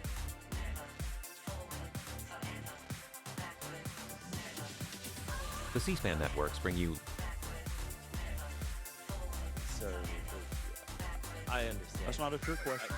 I know it's not a trick question, and I understand the point, and this is why we were here. Well, if you understand why the point, we provided the quantity of documents and worked with collegial terms. Mr. Rubin, we're going to get to the quantity of documents in a minute. I noticed that you said 40,000. That's an impressive number. That's 40 copies of Dr. Zhivago. That's 40 copies of Crime and Punishment. That's a lot of paper. 40,000 out of how many? That's our question. How many documents? Is 40,000 half? Is it all? Is it 2/3? We have made a comprehensive search, and as you know, the State Department spans 275 missions overseas, 70,000. I do. I'm not asking you to bring any ambassadors back. Comprehensive amount. I'm not asking you to bring any ambassadors back to search for emails. I'm not. Not a single one. How many employees does the State Department have? Roughly 70,000. 70,000? Correct. Right. And we have asked for emails from 7th floor principals. Do you think that that is a reasonable request when you have been asked to study all policies, all activities, and all decisions? In your committee's December letter, where it named principals, first, in fact, all of those principals there are emails, there are documents related to them in that 40,000. And in addition, you and Is it your testimony that we have all of the emails that we've asked for? Well, you and your colleagues prioritize former Secretary Clinton's emails, and that is our priority, as I stated in my... Well, I would say multiple emails. If there are multiple email accounts, we want all of it emailed. And okay? we agree, and we are, as I well, you may have noticed my colleague from Maryland used the word glacial. I find the use of that word interesting when you vote against constituting a committee, when you threaten not to participate in the committee, when you continually threaten to walk away from the committee, when you can't identify a single solitary person that you would issue a subpoena to, when you are prepared to have an ask and answered website before you got the 15,000 pages of documents that you just provided, when you expect members of Congress who are having conversations with people on airplanes to stop the conversation and say, let me go get a Democrat. You heard the word glacial. We're going to pick up the pace. We're going to pick up the pace. I have no interest in prolonging this. None. Sir, so you're going to have to pick up the pace with us, okay? Absolutely, and this is why we're here today. We have made 2 witnesses available since fall of last year. We are prepared at any time, proactively, as you and your colleagues know. I appreciate that, Mr. Rubin. Are you familiar with the subpoena that dates back to 2013 that the Oversight Committee sent with respect to the ARB? Yes. Okay. ARB is a statutory creation, you agree? Congress created the ARB? Yes. Do you agree Congress can amend or alter or enhance the ARB? If it's a statute, sure. Congress can change it, right? You agree Congress should provide oversight over one of its statutory creations. How can we do that if you will not give us the documents related to the ARB? How can we possibly do that, Mr. Rubin? Sir, first, of the 40,000 pages of documents that the committee has received, many of those are, in fact, related to the ARB. Mr. Rubin, I appreciate, I really do. I really do. I appreciate the word many. I appreciate the 40,000. I keep coming back to one word that's in the House resolution, and that word is all. So, sir, Do we have all of the documents? What we have communicated to you and to your staff, what we've been grateful for is the committee's explanation of its top priorities.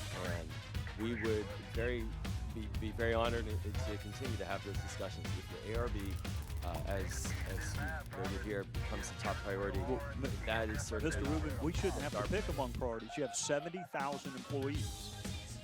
I mean, what we're not going to do is identify one tranche of emails and then 2 months later go depose or do a witness interview with that witness, and then 2 months later get another tranche of emails. When our colleagues on the other side, who by the way had no interest in forming this committee whatsoever, but are now ironically complaining about the pace of the committee that they had no interest in forming whatsoever, it's time for us to pick up the pace.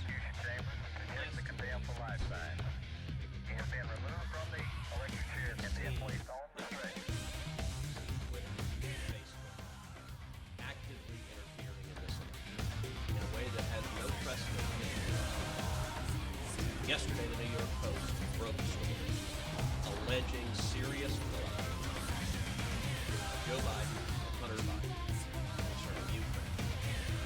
The allegations in the New York Post story, if true, indicate that Vice President Biden lied when he said he had never discussed his son's business dealings. That story, once the New York Post broke it, was blocked by Twitter and Facebook. Anyone who attempted to share it was prevented from sharing it on Twitter or Facebook. The New York Post itself, when it attempted to put out its story, was blocked on Twitter and Facebook. The New York Post has the 4th largest circulation of any newspaper in this country. Never before have we seen active censorship of a major press publication with serious allegations of corruption of one of the 2 candidates for president. That was last night. This morning, the story escalated and got even worse.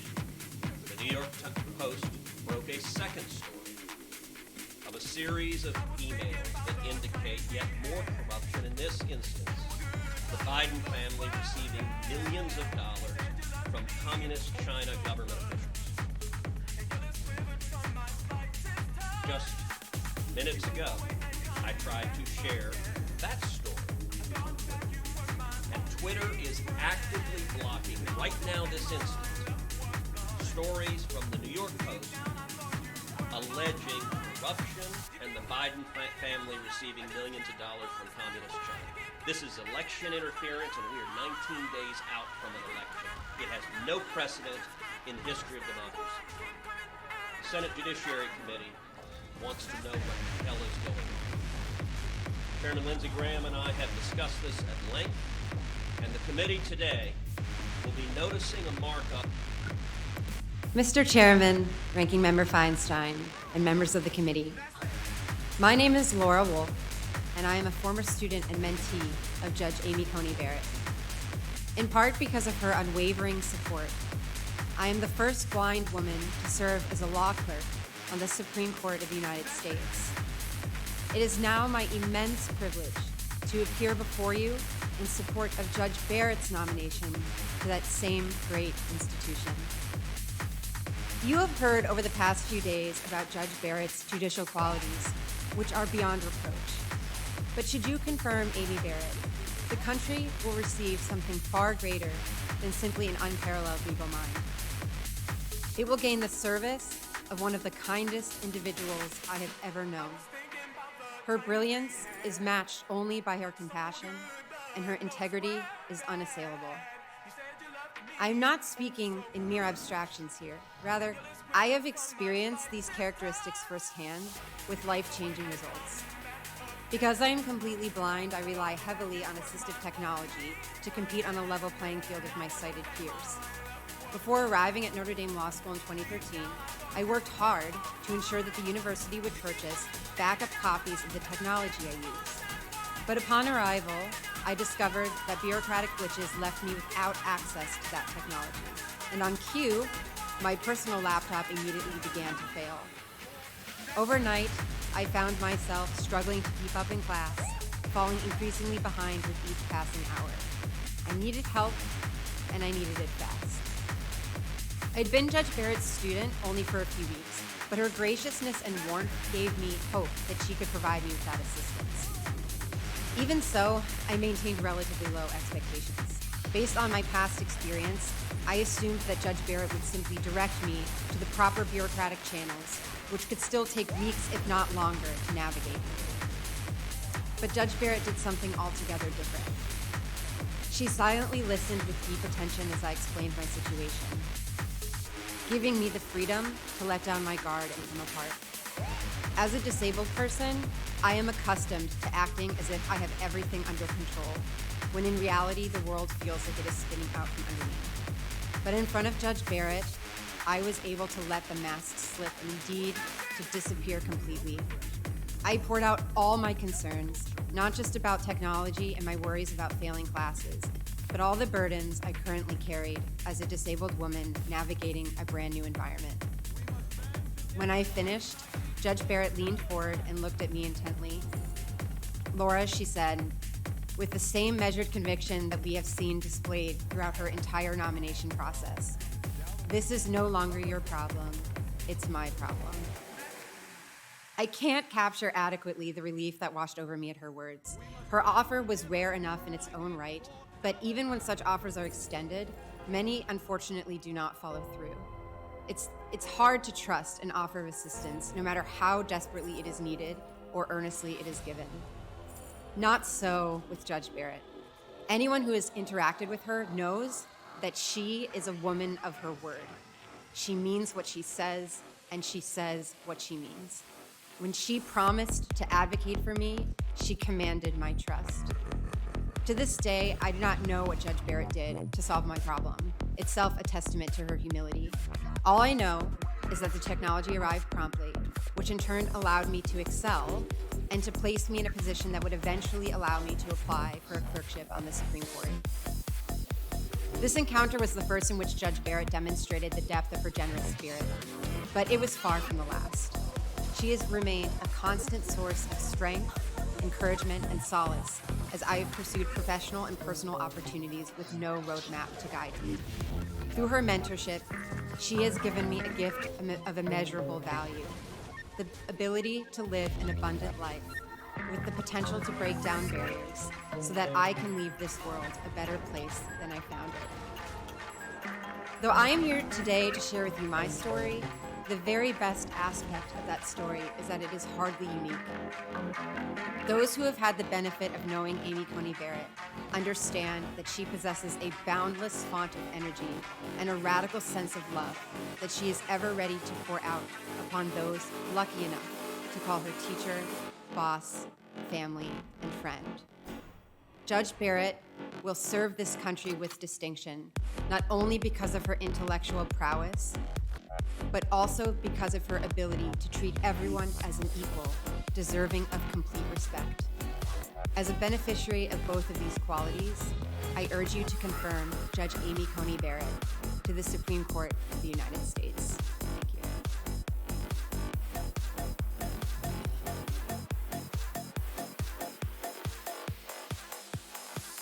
Judge Amy Coney Barrett is accomplish things in the legislature. They try to litigate it and then declare a fast win through the court because they think it's faster to get it through the justices than to convince their citizens in the legislative process. She offered as an example the issue of transgender students who were seeking access to the restrooms that match their gender identity. Lawyers for transgender students argued that under a 1972 civil rights law, their clients' rights were being violated. The part of the law prohibiting discrimination in education based on sex is known as Title IX. It's a who decides question. When Title IX was enacted, it's pretty clear that no one, including the Congress that enacted that statute, would have dreamed of that result at that time. Maybe things have changed so that we should change Title IX, but it does seem to strain the text of the statute to say that Title IX demands it. In her 2017 appellate court confirmation hearings, Barrett emphasized time and again that a judge's personal opinions shouldn't matter. But I think if I express a personal view on any of these matters, it might give the misimpression that my personal view is what would drive the decision of a case. No, It would not be. I stipulate that that won't happen. As for her personal view on landmark Supreme Court rulings, Barrett wouldn't budge, even when those questions came from Republicans who supported her nomination. What did you think about the opinion? I wasn't alive when Griswold came down. Well, what about when you first read it? Well, gosh, Senator, I think, again, whatever I might have thought about it, I first read it when I was a law student. But whatever I would have thought about it then or whatever I would think about it today wouldn't matter. I would put that aside. In Griswold v. Connecticut in 1965, the Supreme Court found a state law which prevented married couples from using contraception to be unconstitutional. The court's opinion recognized within the Constitution a right to privacy. Do you believe there's a right to privacy under the Constitution? The court has quite clearly held that there is. And do you agree with the court? Senator Blumenthal, I would follow all court precedent, and whether I agree or disagree would be beside the point to the discharge of my duties if I were confirmed as a So judge. you have no personal views on whether there's a right to privacy in the Constitution? Well, Senator, I think the question is whether I have personal views that would be appropriate to share in this context, given the misimpression it could give litigants who might appear before me if I were confirmed. Both Democrats and Republicans asked Barrett whether she'd seek to overturn Roe v. Wade. If confirmed, would you follow Supreme Court precedent involving abortion? Absolutely, I would. Do you think Roe v. Wade was correctly decided? Well, Senator, I'm sorry that I feel like I can't, as a nominee, offer an opinion because I don't want to give the impression that I would treat some precedents as more binding or more valuable than others. I would apply Roe and its progeny just like I would apply all Supreme Court precedent. The Senate confirmed Barrett to the 7th Circuit Court of Appeals in Chicago by a vote of 55 to 43. There, she began to establish her judicial record. In 2019, she described an example of how she applied her principles in a case involving Second Amendment rights for felons. After serving all of the arguments, the historically based arguments for the constitutionality of depriving felons of their right to possess firearms, that there was no blanket authorization to just take guns, that the right to possess a gun away from someone who's committed a felony. Progressives worry that Barrett would create a more conservative Supreme Court that could block their aspirations. Barrett has long said she believes the public, through their elected representatives, rather than the courts, should lead the way in social change. The who decides question, just as a personal matter, is really important to me. And so I guess I worry a lot, about the who decides question about our decisions, or, and my voice kind of getting taken away. Now Barrett may herself become the one who decides.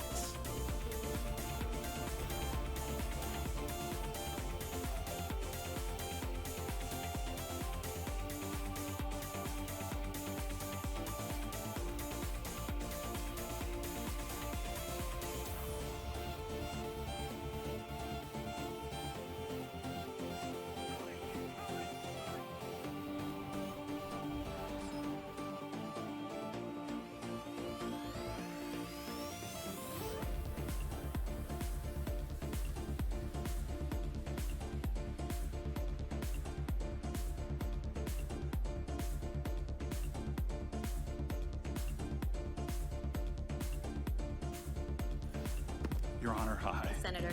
How are you? I'm good. You? I'm doing well. Doing well. I'm sure that part of that smile is the fact that I'm the second to last Democrat.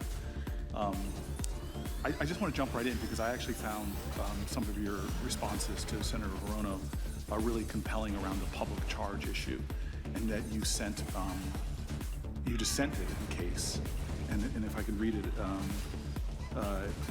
you wrote that at the bottom, the plaintiff's objections reflect disagreement with the policy choice, and even the statutory exclusion itself. Litigation is not the vehicle for resolving policy disputes, because I think the DHS's definition is a rational interpretation of the statutory term public charge. But you were saying to her, which I really found compelling, that you were still leaving the door open for it to be capricious. Was that the word you used?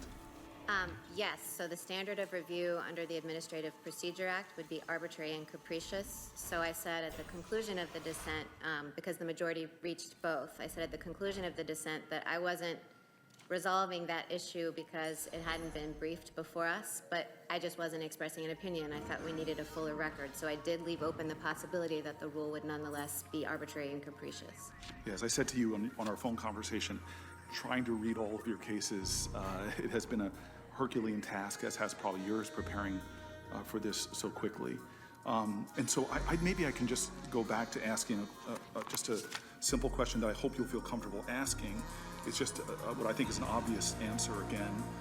But do you think it's wrong to separate children from their parents to deter immigrants from coming to the United States? Senator Booker, that's been a matter of policy debate, and obviously that's a matter of hot political debate in which I can't express a view or be drawn into as a judge. So I respect that a lot, but I think the underlying question is actually not hotly debated. And just maybe I'll ask it one more time. Do you think it's wrong to separate a child from their parent, not for the safety of the child or parent, but to send a message? As a human being, do you believe that that's wrong? Well, Senator, I think you're trying to engage me on the administration's border separation policies, and I can't express a view on that. So I'm not expressing assent or dissent with the morality of that position. I just can't be drawn into a debate about the administration's immigration policy. Right. And of course, the question does have implications, but a very simple, as I said to you yesterday, that we're debating things that to me are actually basic questions of human rights, human decency, and human dignity. I'm sorry that we can't have a simple affirmation of what I think most Americans would agree on. But maybe I can jump back to something we began yesterday. I asked you whether you were familiar with studies conducted by the U.S. Sentencing Commission. Do you remember? Yes, I said I was generally aware. Are you talking about when we talk about systemic or implicit bias, systemic racism? Yes. I'm generally aware that there have been studies done. And so the U.S. Sentencing Commission provides non-binding federal guidelines to federal judges, which showed that some of the racial disparities in our criminal justice system, they talk about that considerably. And my colleagues and I on both sides of the aisles, we worked on criminal justice reform, discussed a lot of them. And some of those, as I discussed yesterday, were examples that federal prosecutors are more likely to charge black defendants who carry with offenses that carry harsh mandatory minimum sentences. They're more likely to charge black defendants than similarly situated white defendants. And black defendants were subject to 3 strikes laws, sentencing enhancements at a significantly higher rate than white defendants, which on average actually added 10 years to their sentence, a significant surrender or seizing of liberty. And you said you were not familiar with that particular study, as you just reaffirmed, or the facts that they cite in the study showing the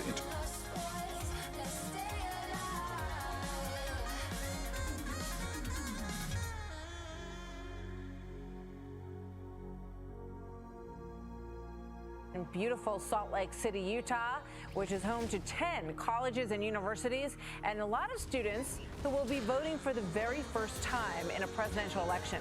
Look at this recent Fox poll that shows a large majority of voters under the age of 30 favor Democratic presidential candidate Joe Biden. So we sat down with 5 students registered in this historically red state and asked them about the issues that will guide their vote with 4 weeks to go.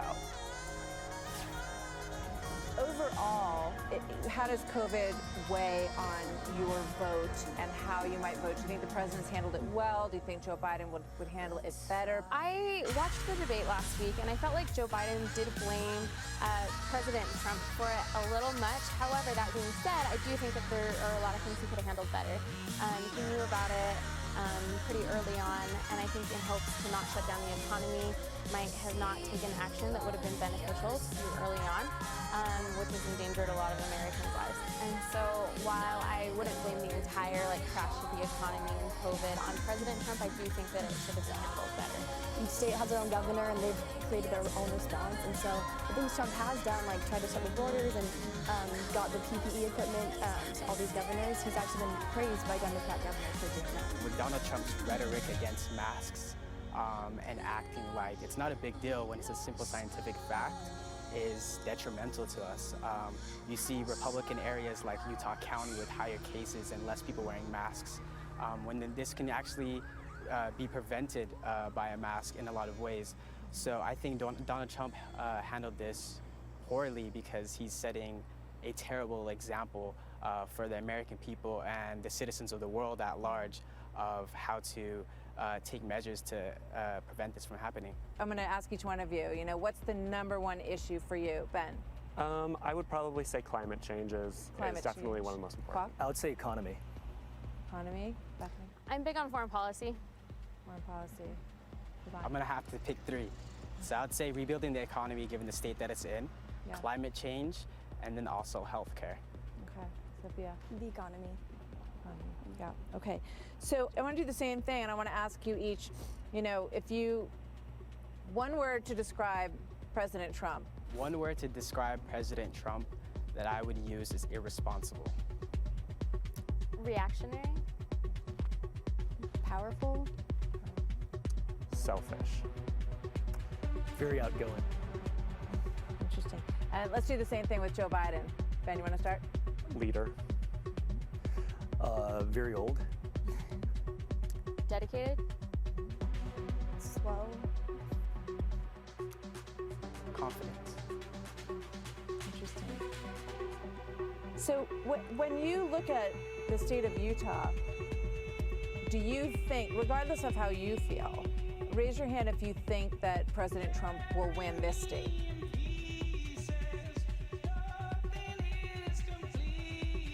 Hi, I'm Kristen Goodwin. On this episode of the Fox News Rundown, GOP lawmakers are calling for answers from Facebook and Twitter over both platforms limiting the reach of a New York Post article about Hunter Biden. South Dakota Senator John Thune discusses the criticism surrounding these companies' content moderation decisions and the issue of health care. And with 18 days until Election Day, most national polls continue to show former Vice President Joe Biden leading President Trump, and state polls have him ahead in key battleground states like Arizona and Florida. Fox News Sunday host Chris Wallace shares his insight on the chances of the president achieving a comeback and how the coronavirus pandemic could impact the race. Plus commentary by Jimmy Fallon, host of Fox Across America. The Fox News Rundown is a daily news podcast where we take a deeper look at the stories important to you. You can subscribe on your favorite podcast player by going to foxnewspodcast.com. I'm Abby Hornacek. This is Tucker Carlson. And I'm Jessica Tarlov. This is the Fox News Rundown. Friday, October 16th, 2020. I'm Lisa Brady. As the presidential campaigns barrel toward the finish line, a fierce fight also continues for control of the U.S. Senate. It's critically important as well in all of these states where we have competitive Senate races that people turn out and make their voices heard and let the Republicans continue to control the United States Senate. I'm Chris Foster. Fox News Sunday host Chris Wallace says about what's left of the presidential race. I don't know who's going to win the election, but I would say at this point, if you said to me, who would you rather be? Would you rather be the Trump campaign manager or the Biden campaign manager? At this moment, I'd rather be the Biden campaign manager. And I'm Jimmy Fallon. Hannity moments ago. President wrapping up yet another huge rally, this time in Pennsylvania. Thousands lining up, this case in the rain earlier today for hours, in what is a true testament to the president's resilience and the rapid advancement of American therapeutics. Donald Trump is now crisscrossing the country only days after his very swift recovery from COVID-19. The media doesn't say, oh, I want you to have the exact same therapeutics I have, and I will give it to every American that needs it for free, so as they can get the FDA approval. Oh, how come the media didn't cover that? Meanwhile, his opponent, Joe Biden, can barely cross the Delaware state line without becoming, let's see, confused and sleepy and irritated. Former White House physician Dr. Ronnie Jackson is sounding the alarm, as most Americans can see, about Biden's, well, mental fitness for office. We'll get his take straight ahead tonight. Also, Speaker Pelosi had a public meltdown on fake news CNN earlier today, and she doesn't want to answer any questions about why she's blocking a second COVID-19 stimulus package. We will play you the lowlights of her meltdown. But first, we begin tonight. Judge Amy Coney Barrett is well on her way now to becoming the newest justice of the United States Supreme Court. She ran circles around the Democratic senators at today's hearing. She made them, frankly, look stupid, unprepared, desperate. She exposed the absolute hatred that now defines this new radical, insane, and extreme Democratic Socialist Party. She did it with a calm, unflappable demeanor and a solid command of facts without a single note in front of her. Take a look. Does the Constitution give the President of the United States the authority to unilaterally delay a general election under any circumstances? Does federal law? If I give off-the-cuff answers, then I would be basically a legal pundit. And I don't think we want judges to be legal pundits. I think we want judges to approach cases thoughtfully and with an open mind. Is Roe a super precedent? How would you define super precedent? I might have thought someday I'd be sitting in that chair. I'm not. I'm up here, so I'm asking you. Okay, well, people use super precedent differently. Okay. Are you willing to say that Roe was correctly decided? Because that's really the essence of the question here. Well, Senator, as I've said, to others of your colleagues in response to questioning, that it's inconsistent with the duties of a sitting judge. And therefore, has been the practice of every nominee that sat in the seat before me to take positions on cases that the court has decided in the past. Since you became a legal adult, have you ever made unwanted requests for sexual favors or committed any verbal or physical harassment or assault of a sexual nature? No, Senator Hirono. Have you ever faced discipline or entered into a settlement related to this kind of conduct? No, Senator. But I want to just ask you very simply, and I imagine you'll give me a very short, resolute answer. But you condemn white supremacy, correct? Yes. Thank you. I'm glad to see that you said that. I wish our president would say that so resolutely and unequivocally as well. He's only said it a million times, and we played it a million times. Judge Amy Coney Barrett, or Judge ACB, as she's now being called, her track record is impeccable. She is more qualified to serve on the highest court in the land than, well, a lot of sitting justices now. So now Senator Spartacus and his Democratic colleagues, they're engaging in little more than performance theater, a baby temper tantrum here and there, something they're frankly very familiar with. And that's why we saw all of the props today. In fact, far-left Senator Sheldon Whitehouse was so busy with his large cardboard prints that he forgot to ask Judge Amy Coney Barrett a single question for 30 straight minutes. And by contrast, well, Judge ACB had no props, no prepared notes whatsoever. Nothing. Take a look. Most of us have multiple notebooks and notes and books and things like that in front of us. Can you hold up what you've been referring to in answering our questions?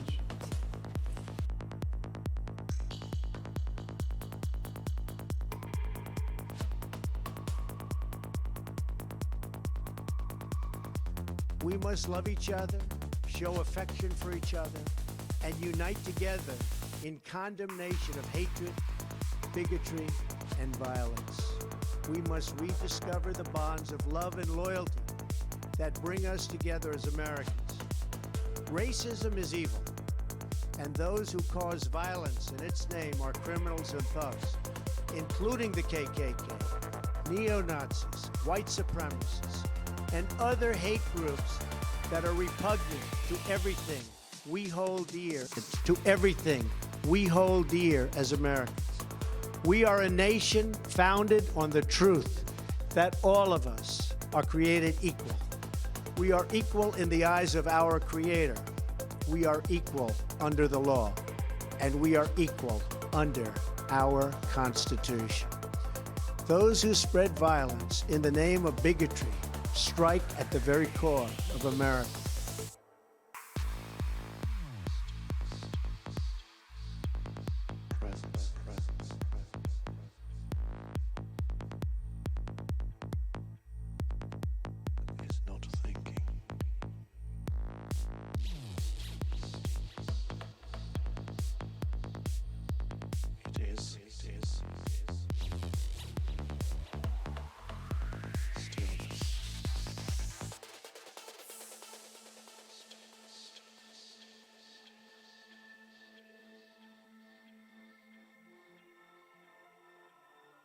White House Press Secretary Kayleigh McEnany says there are logistical. Why not just release the pertinent medical information? Why isn't the White House being more transparent?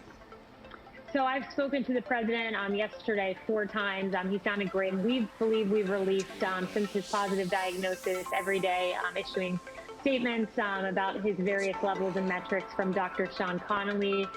We will be transparent as we move forward. McEnany said metrics that test for virus would be released before the president travels, but she said, not being a doctor, she didn't have the details. Many doctors feel he has done a disservice to the country by downplaying the risk of this virus, a virus that has now killed 211,000 Americans. Why does the president continue to ignore science and medical advice?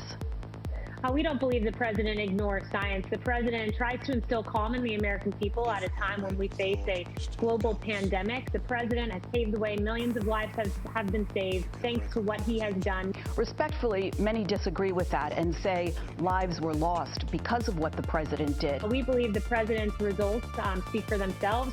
We have the situation inside the White House where there is an outbreak. Some say that that's an example of how the administration has mishandled this. No, it's an example that this is a disease that plagues many. Look, when you blame the White House, when you blame President Trump, when you blame me, you're also blaming the 7 million plus Americans out there who got COVID-19 through no fault of their own. Now, unlike President Trump, McEnany told me she is staying isolated and has not seen her 10-month-old daughter since she was diagnosed. Jessica. All right, Stephanie, thank you.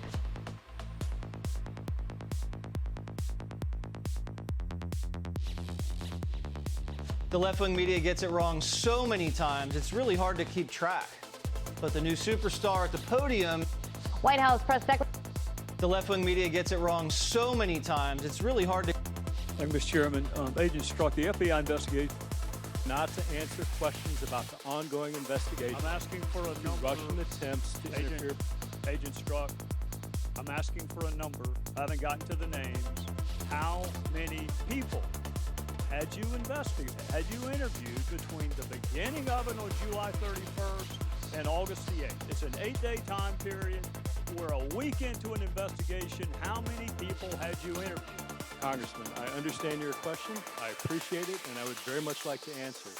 But as I've stated, as you know, the counsel of the FBI, based on the special counsel's equities, have directed me not to answer any questions about the ongoing investigation into Russian attempts to interfere. So you the gentleman will suspend and the clock will suspend. Mr. Strzok, you are under subpoena and are required to answer the question. Are you objecting to the question? If so, please state your objection. Mr. Chairman, I object.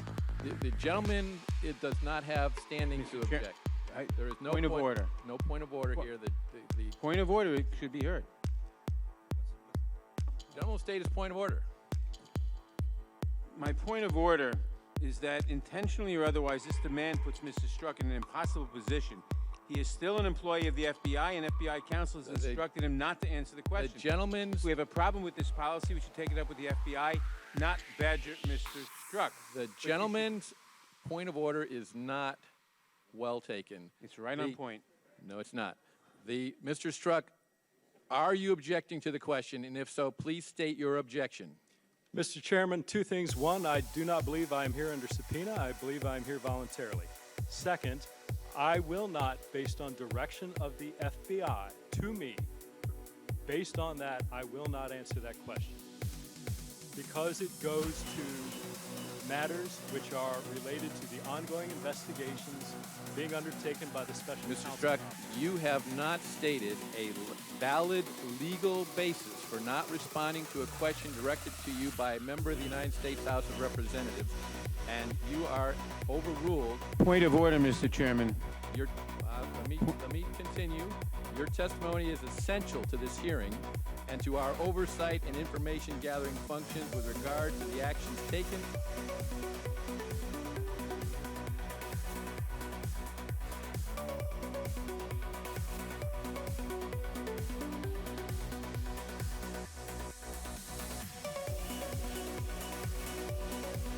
Today, Russian President Vladimir Putin stuck his nose in American politics again and his finger in President Obama's eye.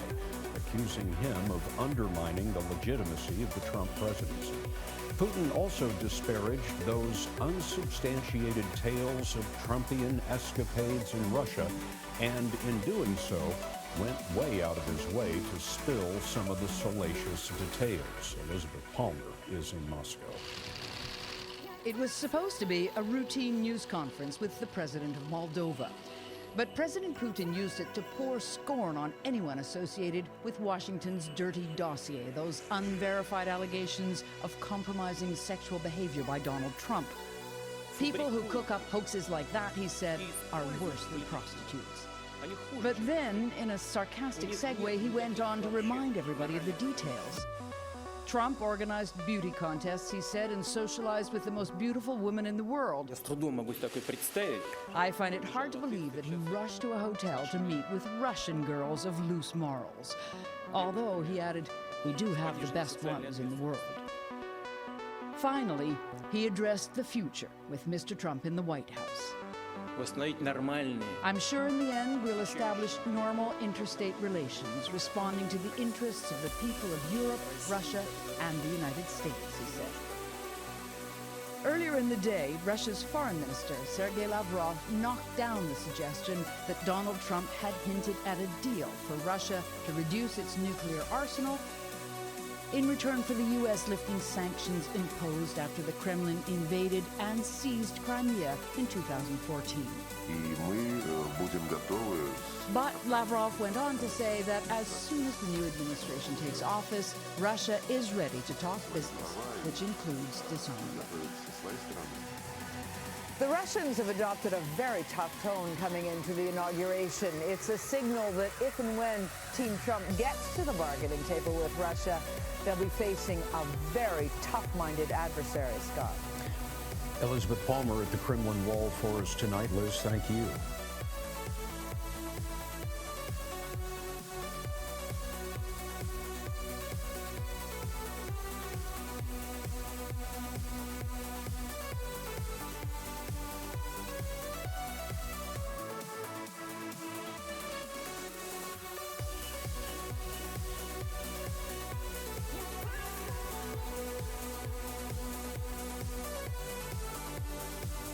Let's talk about all of this with retired FBI Special Agent John Iannarelli and former Deputy Assistant Attorney General John Yoo. Welcome to you both. Thank you. Okay, so interestingly enough to note today, we know the president had a phone call with Russia's President Putin. He says they did not talk. They did talk about the Mueller report, but they didn't talk about potential, getting involved with our elections and trying to scramble things up again in 2020. Well, FBI Director James Comey, former, is talking about this today. Here's what he said. And they not only did it, they exceeded their wildest expectations, because look at where we are as a country now, how we're at each other's throats. So they will be back again. They will work to re-elect Donald Trump. John Iannarelli, what do you make of this, the fact that President Trump, at least publicly, continues to say he's not talking with the Russian president about what happens next? I find it interesting that former Director Comey is going on and talking about what the president should and shouldn't be doing. Here's a guy that was fired from being director of the FBI, and yet he thinks it knows what it takes to be president. There's a methodology, I imagine, when you're working with world leaders of things you say and don't say at certain times. A former director who is disgraced and removed from the job is not the person who should be counseling us on what the president should be doing. In the meantime, we know the president's also talking, as he did with our own Catherine Herridge last night, about this investigating the investigators, looking back to the origins of what sparked this whole thing. The Attorney General has said the same. And a lot of folks are debating about whether or not the FBI actually briefed the president about this during the campaign. From the House Permanent Select Committee on Intelligence, the report they put out on the Russian active measures back in March of last year, this is what they said. The committee found that the Trump campaign was not notified that members of the campaign were potential counterintelligence concerns. This lack of notification meant that the campaign was unable to address the problems with each campaign member and was ignorant about the potential national security concerns. John Yoo, what do you make of that? It's very strange that the FBI would not have conducted what's called, quote unquote, a defensive briefing when they would notify the campaign that they would undertake some counterintelligence. It's also weird because you have three former U.S. attorneys who are working in the Trump campaign. You have Rudy Giuliani, Jeff Sessions, and Chris Christie, all very prominent prosecutors who have worked on counterespionage, counterintelligence. The FBI knows those people. They could have gone to them. It shows how unusual and how strange the beginning of the whole investigation was. And as we've said before, it either shows that the FBI was duped and Jim Comey was duped by the Russians into taking this bad evidence and starting an investigation, or I hope not, but something more malevolent or malicious, where there are people within our intelligence agencies who wanted to try to use this information because they were opposed to Donald Trump becoming president. As we know, the DOJ Inspector General would soon issue a report talking about some of the origins, the use of the FISA warrants and applications, all those kinds of things. I want to get you both.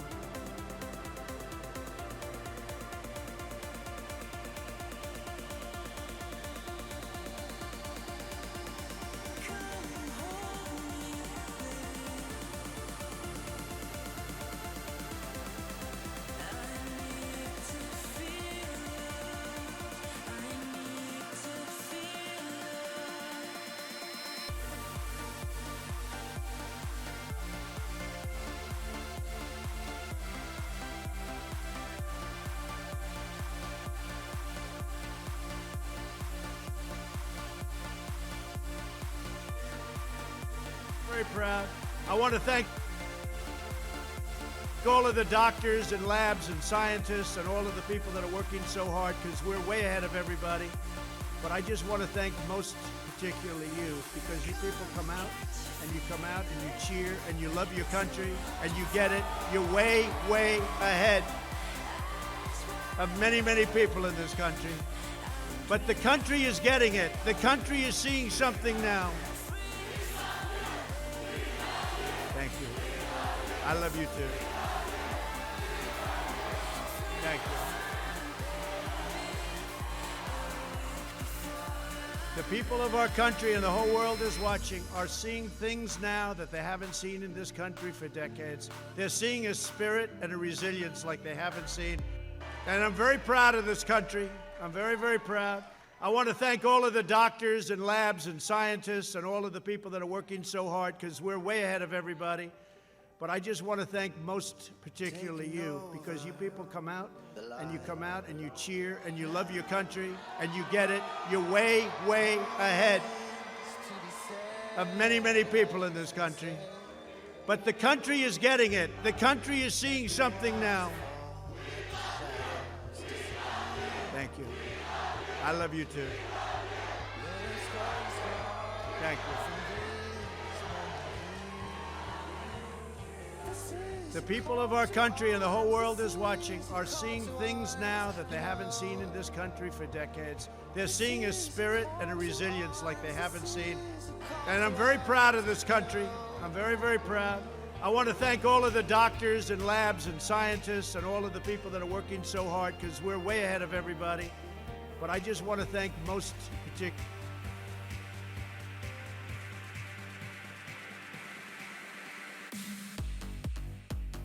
$5 trillion over the term in office, my term. That's over 3.5 years. Think of that, 2.5 trillion. I took over a depleted military, old equipment, broken equipment.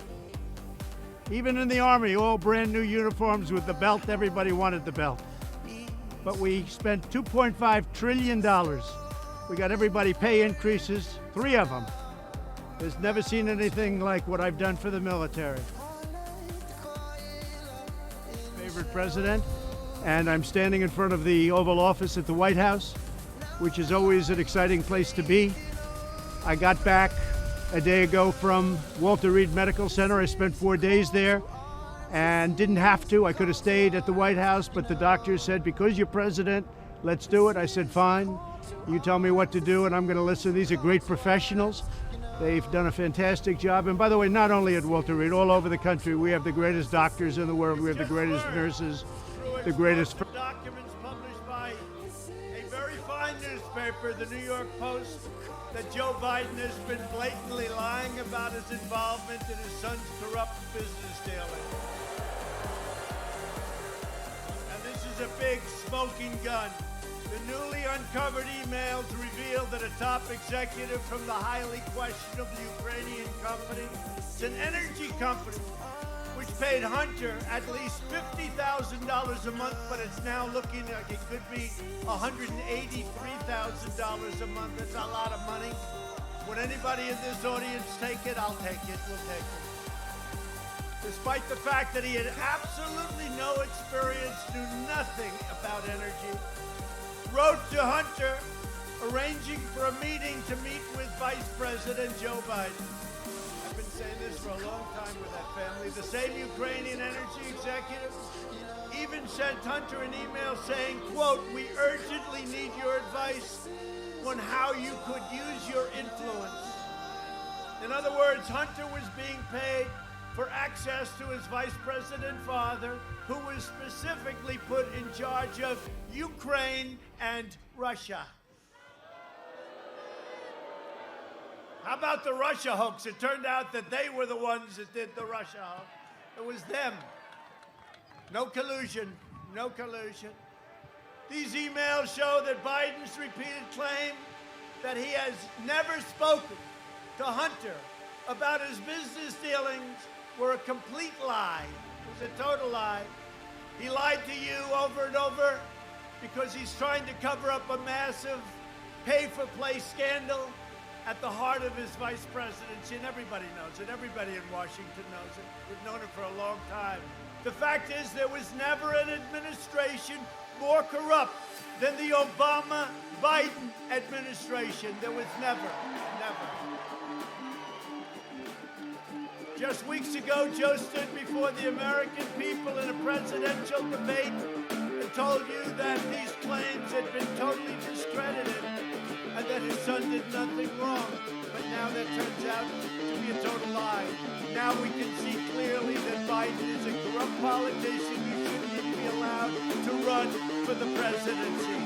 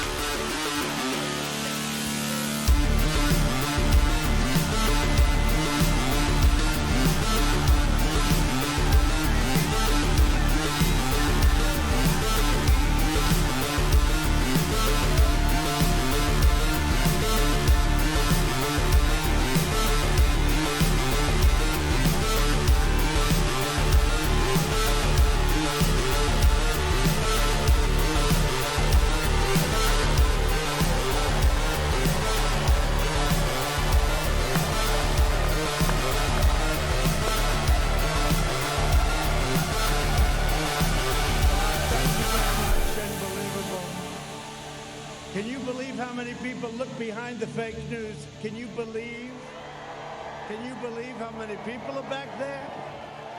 I wish they'd turn their cameras. You want to turn the cameras around, show that is a lot of people here today.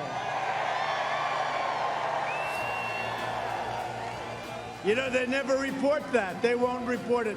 There are thousands of people behind these people. Why do you give them the good location for? Gotta talk to our people about that. Why are we giving the media the good location? Anyway, thank you very much, and thank you to Florida. We love Florida. And it's great to be back in this magnificent state. You know, I live here too, you know that, right? With thousands of loyal, hard-working, great American patriots. So, 18 days, can you believe it? 18. Think of that, 18. So strong. When I came here, you heard the story. One of the generals, most highly overrated general I've ever met, actually. He said, "Sir, we have no ammunition." I said, "No president should ever have to say that. We have no ammunition." Now we have so much ammunition, we don't know what the hell to do with it. All made in the USA. We will end surprise medical billing, require price transparency, already signed, and it kicks in on January 1st, and further reduce the cost of prescription drugs. We will strongly protect Medicare and Social Security, and we will always protect patients with pre-existing conditions. Please remember. We got rid of the individual mandate from Obamacare, which was a disaster, and if we can end Obamacare, we'll end up with a much better health care.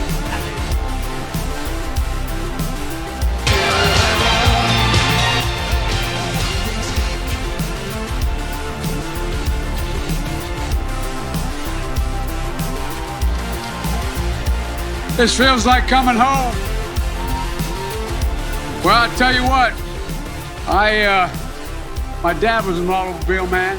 I got through school and we got through being able to eat after we lost a job up in Scranton, Pennsylvania. He had moved down to Delaware because it's selling General Motors products. The point I'm trying to make is it was a knowing lie, like we're being told about everything about this COVID consequences. As a consequence to his months of overwhelming lying, misleading, and irresponsible action on the part of Donald Trump, how many empty chairs were around your breakfast table this morning? Someone you loved, someone you cared about, someone you knew, a family member or a neighbor, missing. Why? Because of negligence. Look, I view this campaign, as I've said before, and I'll say it again, between Scranton and Park Avenue, between Toledo and Park Avenue. All Trump can see is from Park Avenue is Wall Street. That's why his only metric for American prosperity that he values is the Dow Jones and the index. Like a lot of you, I spent a lot of my time while the rest of the people are getting killed. In the middle of this pandemic, why do Republicans have time to hold a hearing on the Supreme Court, instead of providing a significant economic need for localities? I'll tell you why. It's about finally getting his wish to wipe out the Affordable Health Care Act. Because their nominee has said in the past that the law should be struck down. His relentless effort to eliminate the Affordable Care Act provided health care coverage for 20 million people who didn't have it. Protections for well over 100 million people with pre-existing conditions. So they're saving for retirement. When I'm going to ask big corporations and the super wealthy just to begin to start to pay their fair share. I want to raise back tax cut he gave for corporate America. They were paying the mid-30s and now paying 21. If we just raise the tax back to what it should be, 28%, that generates over $100 billion. Hear me? That's money. $1.3 trillion. That's what it raises to help hard-working folks. Brings back a job, reopens a closed factory like a manufacturing factory. They'll get a 10% credit for their investment. We're going to in my whole career. The blinders have been taken off the American people. We can be better than what we've seen. We can be what we are at our best. The United States of America. So vote. Vote. Visit iwill.com/Ohio. God bless you. God bless the auto workers. God protect. Thank you. Which way am I going?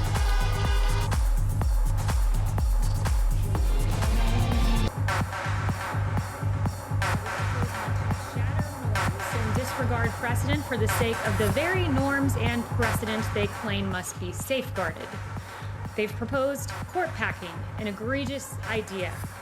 They've entertained impeachment as punishment for the president exercising his lawful Article 2, Section 2 authority to nominate a justice to the Supreme Court. They've advocated for the abolition of the Electoral College. These are all the tactics that they are using to sow chaos and discord. Likewise, they're endorsing a mass mail-out ballot system that will likely lead to the kind of week-long delay New York witnessed in its recent primary. Far-left radicals resort to tactics like this to push their extreme agenda because they cannot win on the merits. They cannot succeed based on the will of the American people. This administration will continue to call out these tactics while Democrats should end their petty politics and get to work. And with that, I'll take questions. John. Kelly, I wonder if you can just clean up or clarify something the president said yesterday. If he loses this election, can you assure us that there will be a peaceful transfer of power? You are referring to the question asked by the Playboy reporter, right? I'm referring to the president being asked if there would be a peaceful transfer of power, and he did not say yes. Yeah, I believe. Will there be a peaceful transfer of power if he loses this election? I believe that question asked by the Playboy Power. In fact, I think I have it right here. He was asked win, lose, or draw whether he would accept the transfer of power. I'm not entirely sure if he won why he would accept a transfer of power. That is maybe the deranged wish of that reporter, but that's not how governing works. Very direct and very simple question. If the president loses this election, will this White House, will this president assure us that there will be a peaceful transfer of power? It's a very simple question. The president will accept the results of a free and fair election, but I think that your question is more fitting to be asked of Democrats who have already been on the record saying they won't accept the results of an election. In fact, I have several of them here for you. South Carolina Democrat Jim Clyburn has said that Trump is not going to win fairly. Senator Barbara Boxer has said that the only way Trump will win is to steal it. That's according to Democrat Senator Barbara Boxer. The Washington Post has noted, they have a headline, Democrats may not trust the results of the election if Trump wins. And then you have that beautiful quote from Hillary Clinton that Joe Biden should not concede under any circumstance. So I think your fitting is a fitting question for Democrats. Yes. Kayleigh, just to understand this clearly, are the results legitimate only if the president wins? The president will accept the results of a free and fair election. He will accept the will of the American people. So for clarity, if he loses and it's free and fair, he will accept it. I've answered your question. He will accept the results of a free and fair election. Let me ask you about Breonna Taylor, if I can, right now. First of all, just a little housekeeping. Has the president spoken to the family of Breonna Taylor? I'm not aware of any conversation that they've had, but our hearts do go out to her family. Has the president spoken to the officers who were shot last night in Louisville? I'm not aware of any conversations. So the president spoke to the officers who were shot in Los Angeles, but to this point, there's no indication the president at any point over the last several months has spoken to the family of Breonna Taylor. I guess why not? The president routinely speaks to victims of horrendous tragedies. I've been here when he's met with the parents who lost their children to instances of police brutality. It was a really beautiful meeting, and the president consoled. Something that this president has done because he's a businessman and thinks through exactly how to get a safe and effective vaccine delivered at record speed. And part of that has entailed manufacturing in advance. And to do this, it normally takes years to scale up to commercial level production. But this president has done it in just a few short months. And if we have this vaccine by the end of the year, it will be the fastest pace for a vaccine for a novel pathogen in history.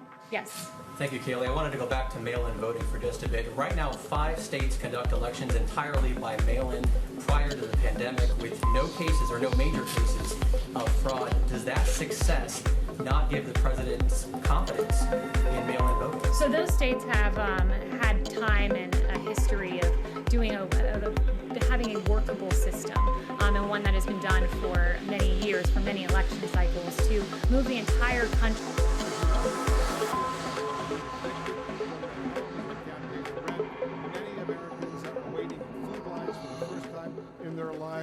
Can you look them in the eye, Madam Speaker, and explain why you don't want to accept the president's latest stimulus offer? Well, because, thank you very much. Wolf, and I hope you'll ask the same question of the Republicans about why they don't really want to meet the needs of the American people.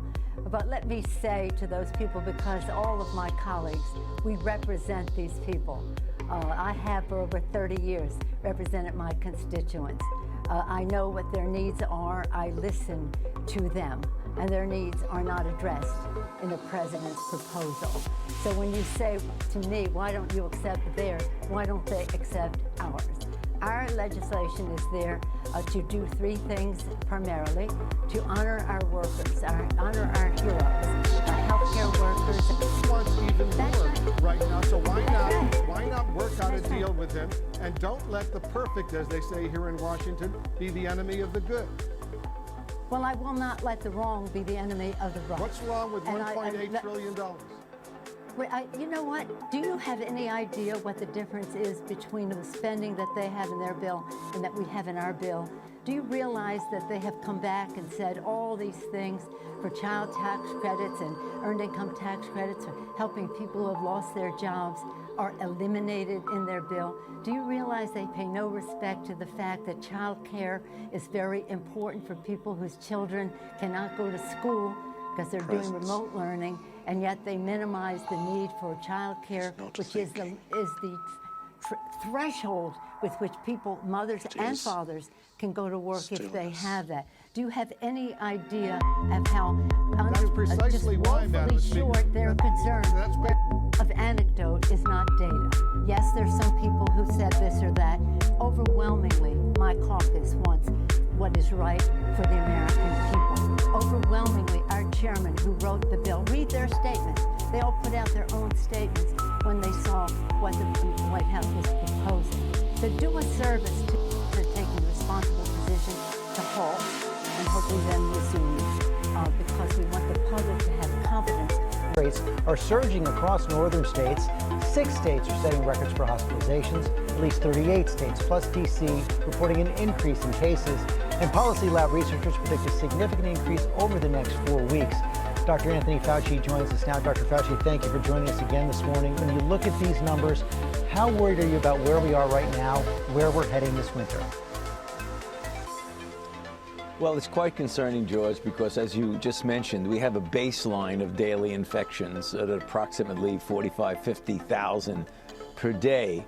And then if you look at the states that you just mentioned, several of them, well over 30, have upticks in test positivity, which has proven in the past to be a very good prediction of a surge in cases, which ultimately leads to a surge in hospitalizations. And then ultimately, in some individuals, that will obviously be an increase in deaths.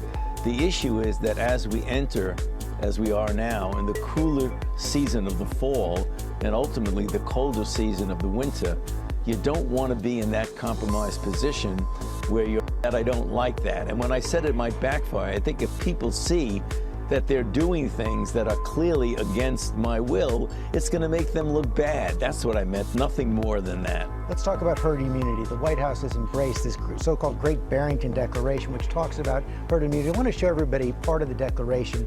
It says that it talks against lockdowns and then goes on to say the most compassionate approach that balances the risks and benefits of reaching herd immunity is to allow those who are at minimal risk of death to live their lives normally, to build up immunity to the virus through natural infection while better protecting those who are at highest risk. We call this focused protection. What do you think of focused protection? You know, George, that declaration has a couple of things in it that I think are fooling people, because it says things that are like apple pie and motherhood. A, we don't want to shut down the country. I say that all the time. B, we certainly want to protect the vulnerable. However, hidden in there is the implication that if you, in fact, let people get infected and worry about essentially protecting the vulnerable, there's about 30% of the population has underlying conditions that make them more susceptible to getting the adverse events and outcomes of serious disease with COVID-19. If you just let things rip and let the infection go, no masks, crowd, it doesn't make any difference. That, quite frankly, George, is ridiculous, because what that will do is that there will be so many people in the community that you can't shelter, that you can't protect, who are going to get sick and get serious consequences. So this idea that we have the power. Incredible hospital, Walter Reed. The work they do is just absolutely amazing, and I want to thank them all, the nurses, the doctors, everybody here. I've also gotten to meet some of the soldiers and the first responders, and what a group. I also think we're going to pay a little surprise to some of the great patriots that we have out on the street, and they've been out there for a long time, and they've got Trump flags, and they love our country, so I'm not telling anybody but you, but I'm about to make a little surprise visit, so perhaps I'll get there before you get to see me. But I just, when I look at the enthusiasm, and we have enthusiasm like probably nobody's ever had. Our people that love the job we're doing, we have more enthusiasm than maybe anybody. So it's been a very interesting journey. I learned a lot about COVID. I learned it by really going to school. This is the real school. This isn't the let's read the book school.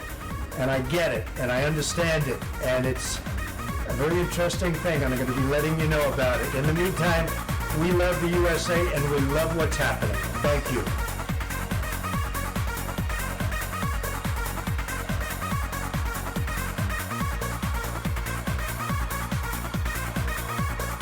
Fact checking. You got to do it. Not easy, especially when you have to flip channels, but that's the job tonight. Daniel Dale and his team, they are the ones to help us sort it out. Hey, my brother, thank you for being back with me again.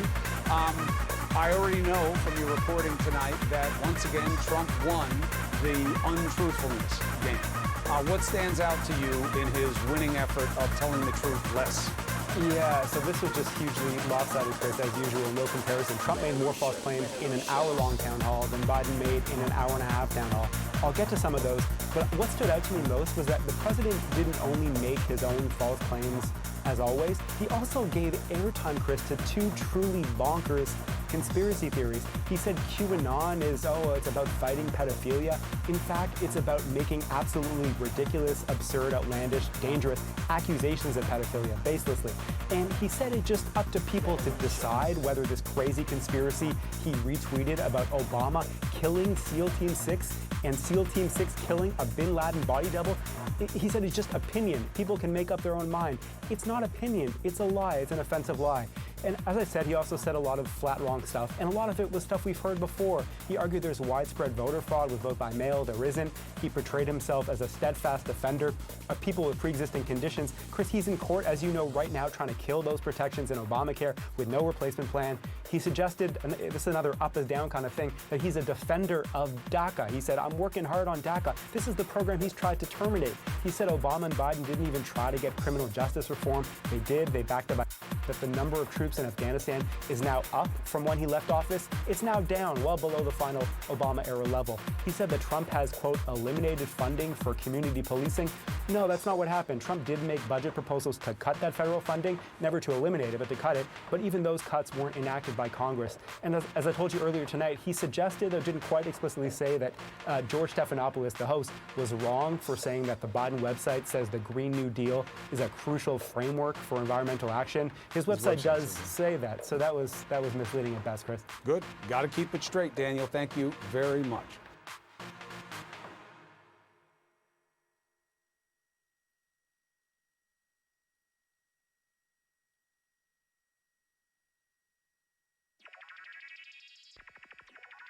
Stage 4 glioblastoma is a matter of months.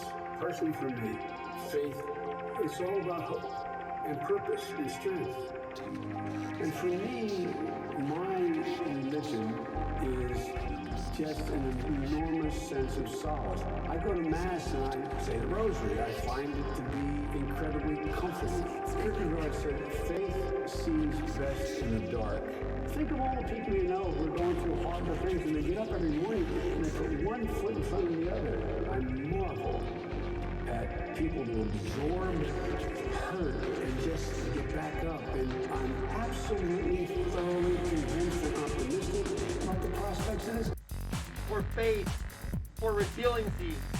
It is my honor to introduce to you the next President of the United States, Joe Biden!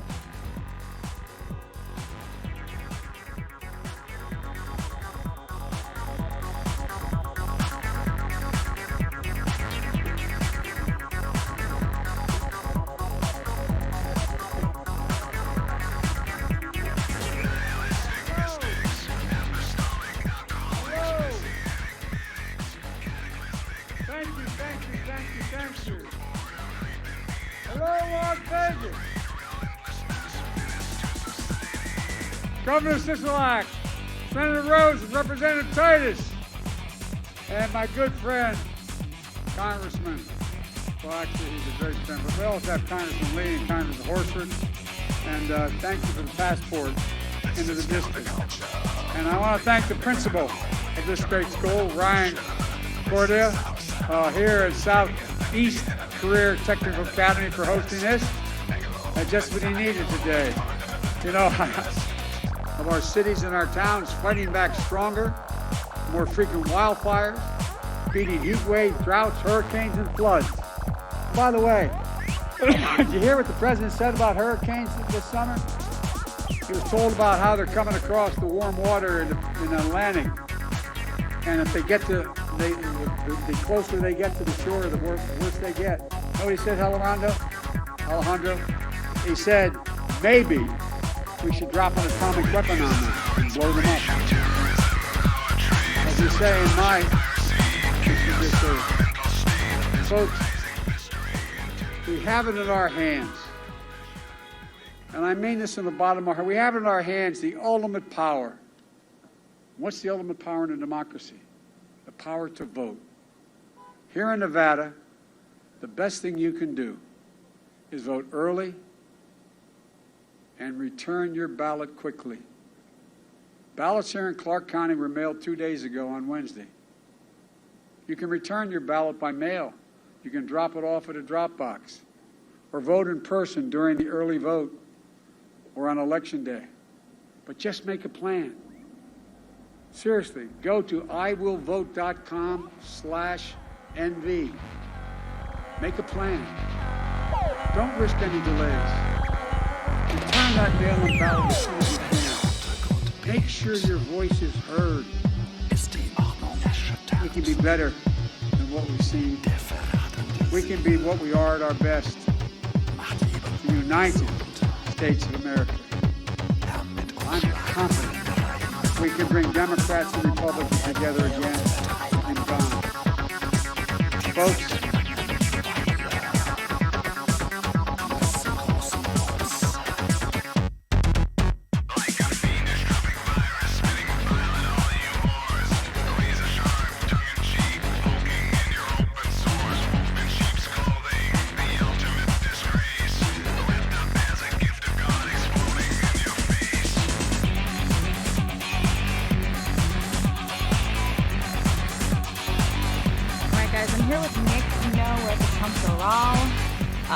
Nick, everyone wants to know what in the world is going on. What are these? What's happening? What's going on? And also, who are you? So people know. Sure.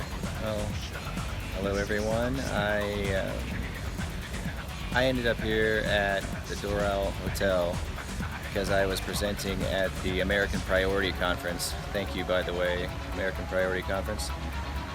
And the reason I'm here is to tell everyone what really happened in Benghazi. Where I worked was the 603rd AOC out of Ramstein, Germany, and we're over AFRICOM and EUCOM combined. And in that time, my job was in combat operations, and I was in combat reports. I got all of the information from all of our subordinate units, and then I made them into situational reports and commander update briefings, also known as a CUB briefing. And every morning or every afternoon I would send those out, and there's a lot of information besides just the subordinate units. There's internal unit information and intelligence, logistics, personnel, weapon status, locations of troops, all that sort of stuff. That all went to my desk. So as kind of a unique position, everybody I worked with had their own job to do, and then they would send that in. Okay, so anyway, fast forward, I kind of gave up on everything. I waited for a while. I didn't really have anything that I could do, so I saw Charles Woods in an interview with Dave Janda. By the way, he's great, Dave Janda. You got to check out his YouTube channel. And also, who's Charles Woods, for those who don't know? Charles Woods is the father of Ty Woods, who was killed on the rooftop in Benghazi by a mortar.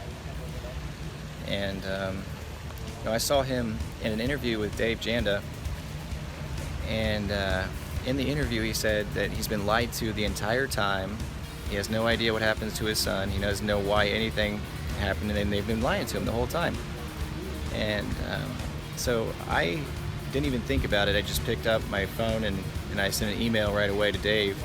And luckily, Dave was picking. He has tons of emails, by the way. And so he luckily saw it, and he gave me a call. It was really quick, and then I was just, oh, okay, and then just kept rolling with it. So were related to that.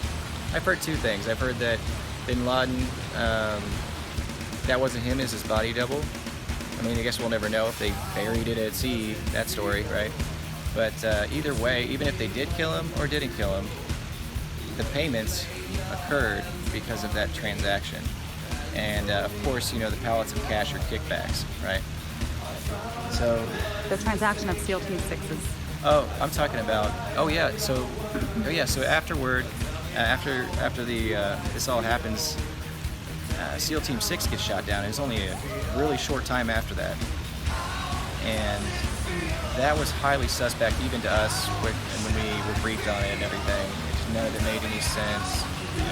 Nobody knows where they are at any time. Practically a handful of people do, and for them to be targeted so easily, sitting ducks. When is everything Well, for right now, we're giving the audio and theory that they killed Navy SEAL Team 6 killed a body double and not Osama bin Laden. Now that's like to me, that's the beginning of a soft conspiracy. Like a lot of people think that. A lot of people think that Tupac's still alive and so is Elvis, etc. If it was just that, it's not that big a deal, right?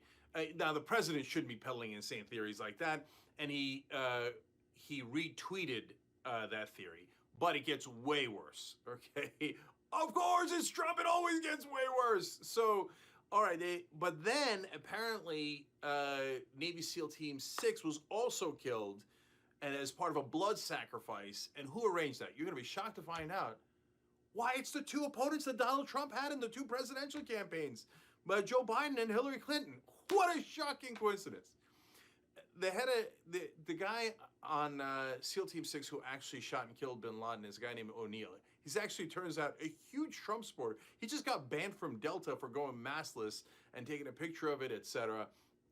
And he's been at Trump events. He's a massive right-winger. And now he's pissed about this because he's like, I know who I killed. It wasn't a body double. It was bin Laden. There's no question about it. And SEAL Team 6 is not dead. They're alive. I mean, there's no end to their lunacy. And those guys, like, at least O'Neill was on your side. Why didn't you come up with a theory that SEAL Team 6 is dead? And that they're not heroes, and that they were part of a conspiracy to cover up for Benghazi. Well, how is Benghazi involved? I don't know, and I don't care, because none of this is remotely true. And guys, it's so depressing that a big chunk of the country thinks, oh, well, obviously, because of the Benghazi blood feud and killed a SEAL Team 6 and replaced them with another SEAL team, or maybe not, and they killed an actor and blah, blah, blah. Look, thinking that bin Laden's not dead is the least of the problems, as I said before, because I think Obama made a giant mistake by dumping him in the ocean. And they're like, oh, we don't want there to be a grave because that's going to blah, blah, blah, blah. Whatever, man. Show the pictures. If you got bin Laden, show the pictures. So I'm not hating on you if you think it was weird that they dumped him in the ocean. I think it was weird. But saying that SEAL Team 6 killed the wrong guy and now you're besmirching their reputation for no reason at all, and then you're pretending that they were killed as part of a blood sacrifice arranged by the top people in the country. Cuckoo for Cocoa Puffs, man. How do you not see that's insane? All right, okay, that's the lesser of the two insane theories. The other insane theory is even more nuts. But again, Trump retweeted that. And then he's asked about it by Savannah Guthrie in the NBC town hall. And he's like, it's a retweet. It's a retweet. I retweeted it. Yeah, that means you believed it. And it's not like you retweeted it and thought, and did a quote tweet and said, oh, that's nuts, right? No, you retweeted it like, hey, yeah, they're a good one. Think about it. And when asked, he's like, I'm not here to decide. I'm retweeting, and you guys decide. You guys decide if Navy SEAL Team 6 is dead or not. They show up at my events, but maybe they're dead.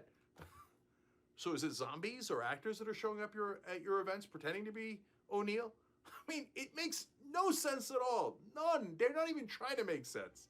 All right, like I said, the second one's even crazier. But let me read real quick some member names, okay, as quickly as I can. Chip V just joined up. Sultan Al Safadi just joined up. Peaceful Full Isle Color. Sorry, I'm butchering your name, but I like that you're peaceful. Jacob Stevens just joined up. Julia Denley just joined up. Yeah, I'm moving the camera. Okay, Giles Morgan joined up. So did Ross Irvine. I did it again. All right, we're getting Tony Brown. Susan Inser. E Harmony, Robin Drury. There's so many of you guys. Kathleen Switzer. And let me see if I can get the last folks in. And I already did Mohammed Zahar. All right, you guys are awesome. All right. So, okay, Jennifer Wilson, thank you for using Super Chat. Menace D, same thing for you.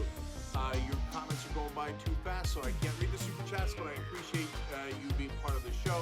Sean John, thank you for signing up. Hit the join button below on YouTube to sign up. So easy, tyt.com/join on our website for everybody else watching on other platforms. All right, the other crazy theory is, the pedophile. So you guys have seen this, right? Deborah Nabilas, thank you for signing up. All right, so this is the most common one. Oh, wow, Anthony Ludoway, you're the best. Thanks for using Super Chat. Really generous. Okay, so this is the one where the cabal that runs the country, of course, all child molesters, I believe they're cannibals, but I don't look into it because it's not remotely true. It's not within miles, it's not within planets or solar systems of truth. So they take this music is always this thing. They take a kernel of something that is real and they spin it up fine, and then some people go, oh, okay. And I'll tell you who's at fault for it in a second. And you might be surprised by who I think is at fault. But so in this case, Jeffrey Epstein did actually molest children, and he did have parties where other powerful people molested children. One of the guys at the parties was a guy named Donald J. Trump. But nonetheless, what does he do? I'm sorry, there's people around the country who are partying with child molesters. Yeah, that's you. That's you. You have 1,000 pictures with Jeffrey Epstein where you guys are laughing and put your arm around him. Now, did Donald Trump molest children? I don't know. And so I wouldn't think something I don't know. Was the Epstein case properly investigated? Absolutely not. Was it because there was powerful people that didn't want it investigated? That's possible. He knew a lot of incredibly rich people who went to his parties. There's an article out recently. One of the biggest guys on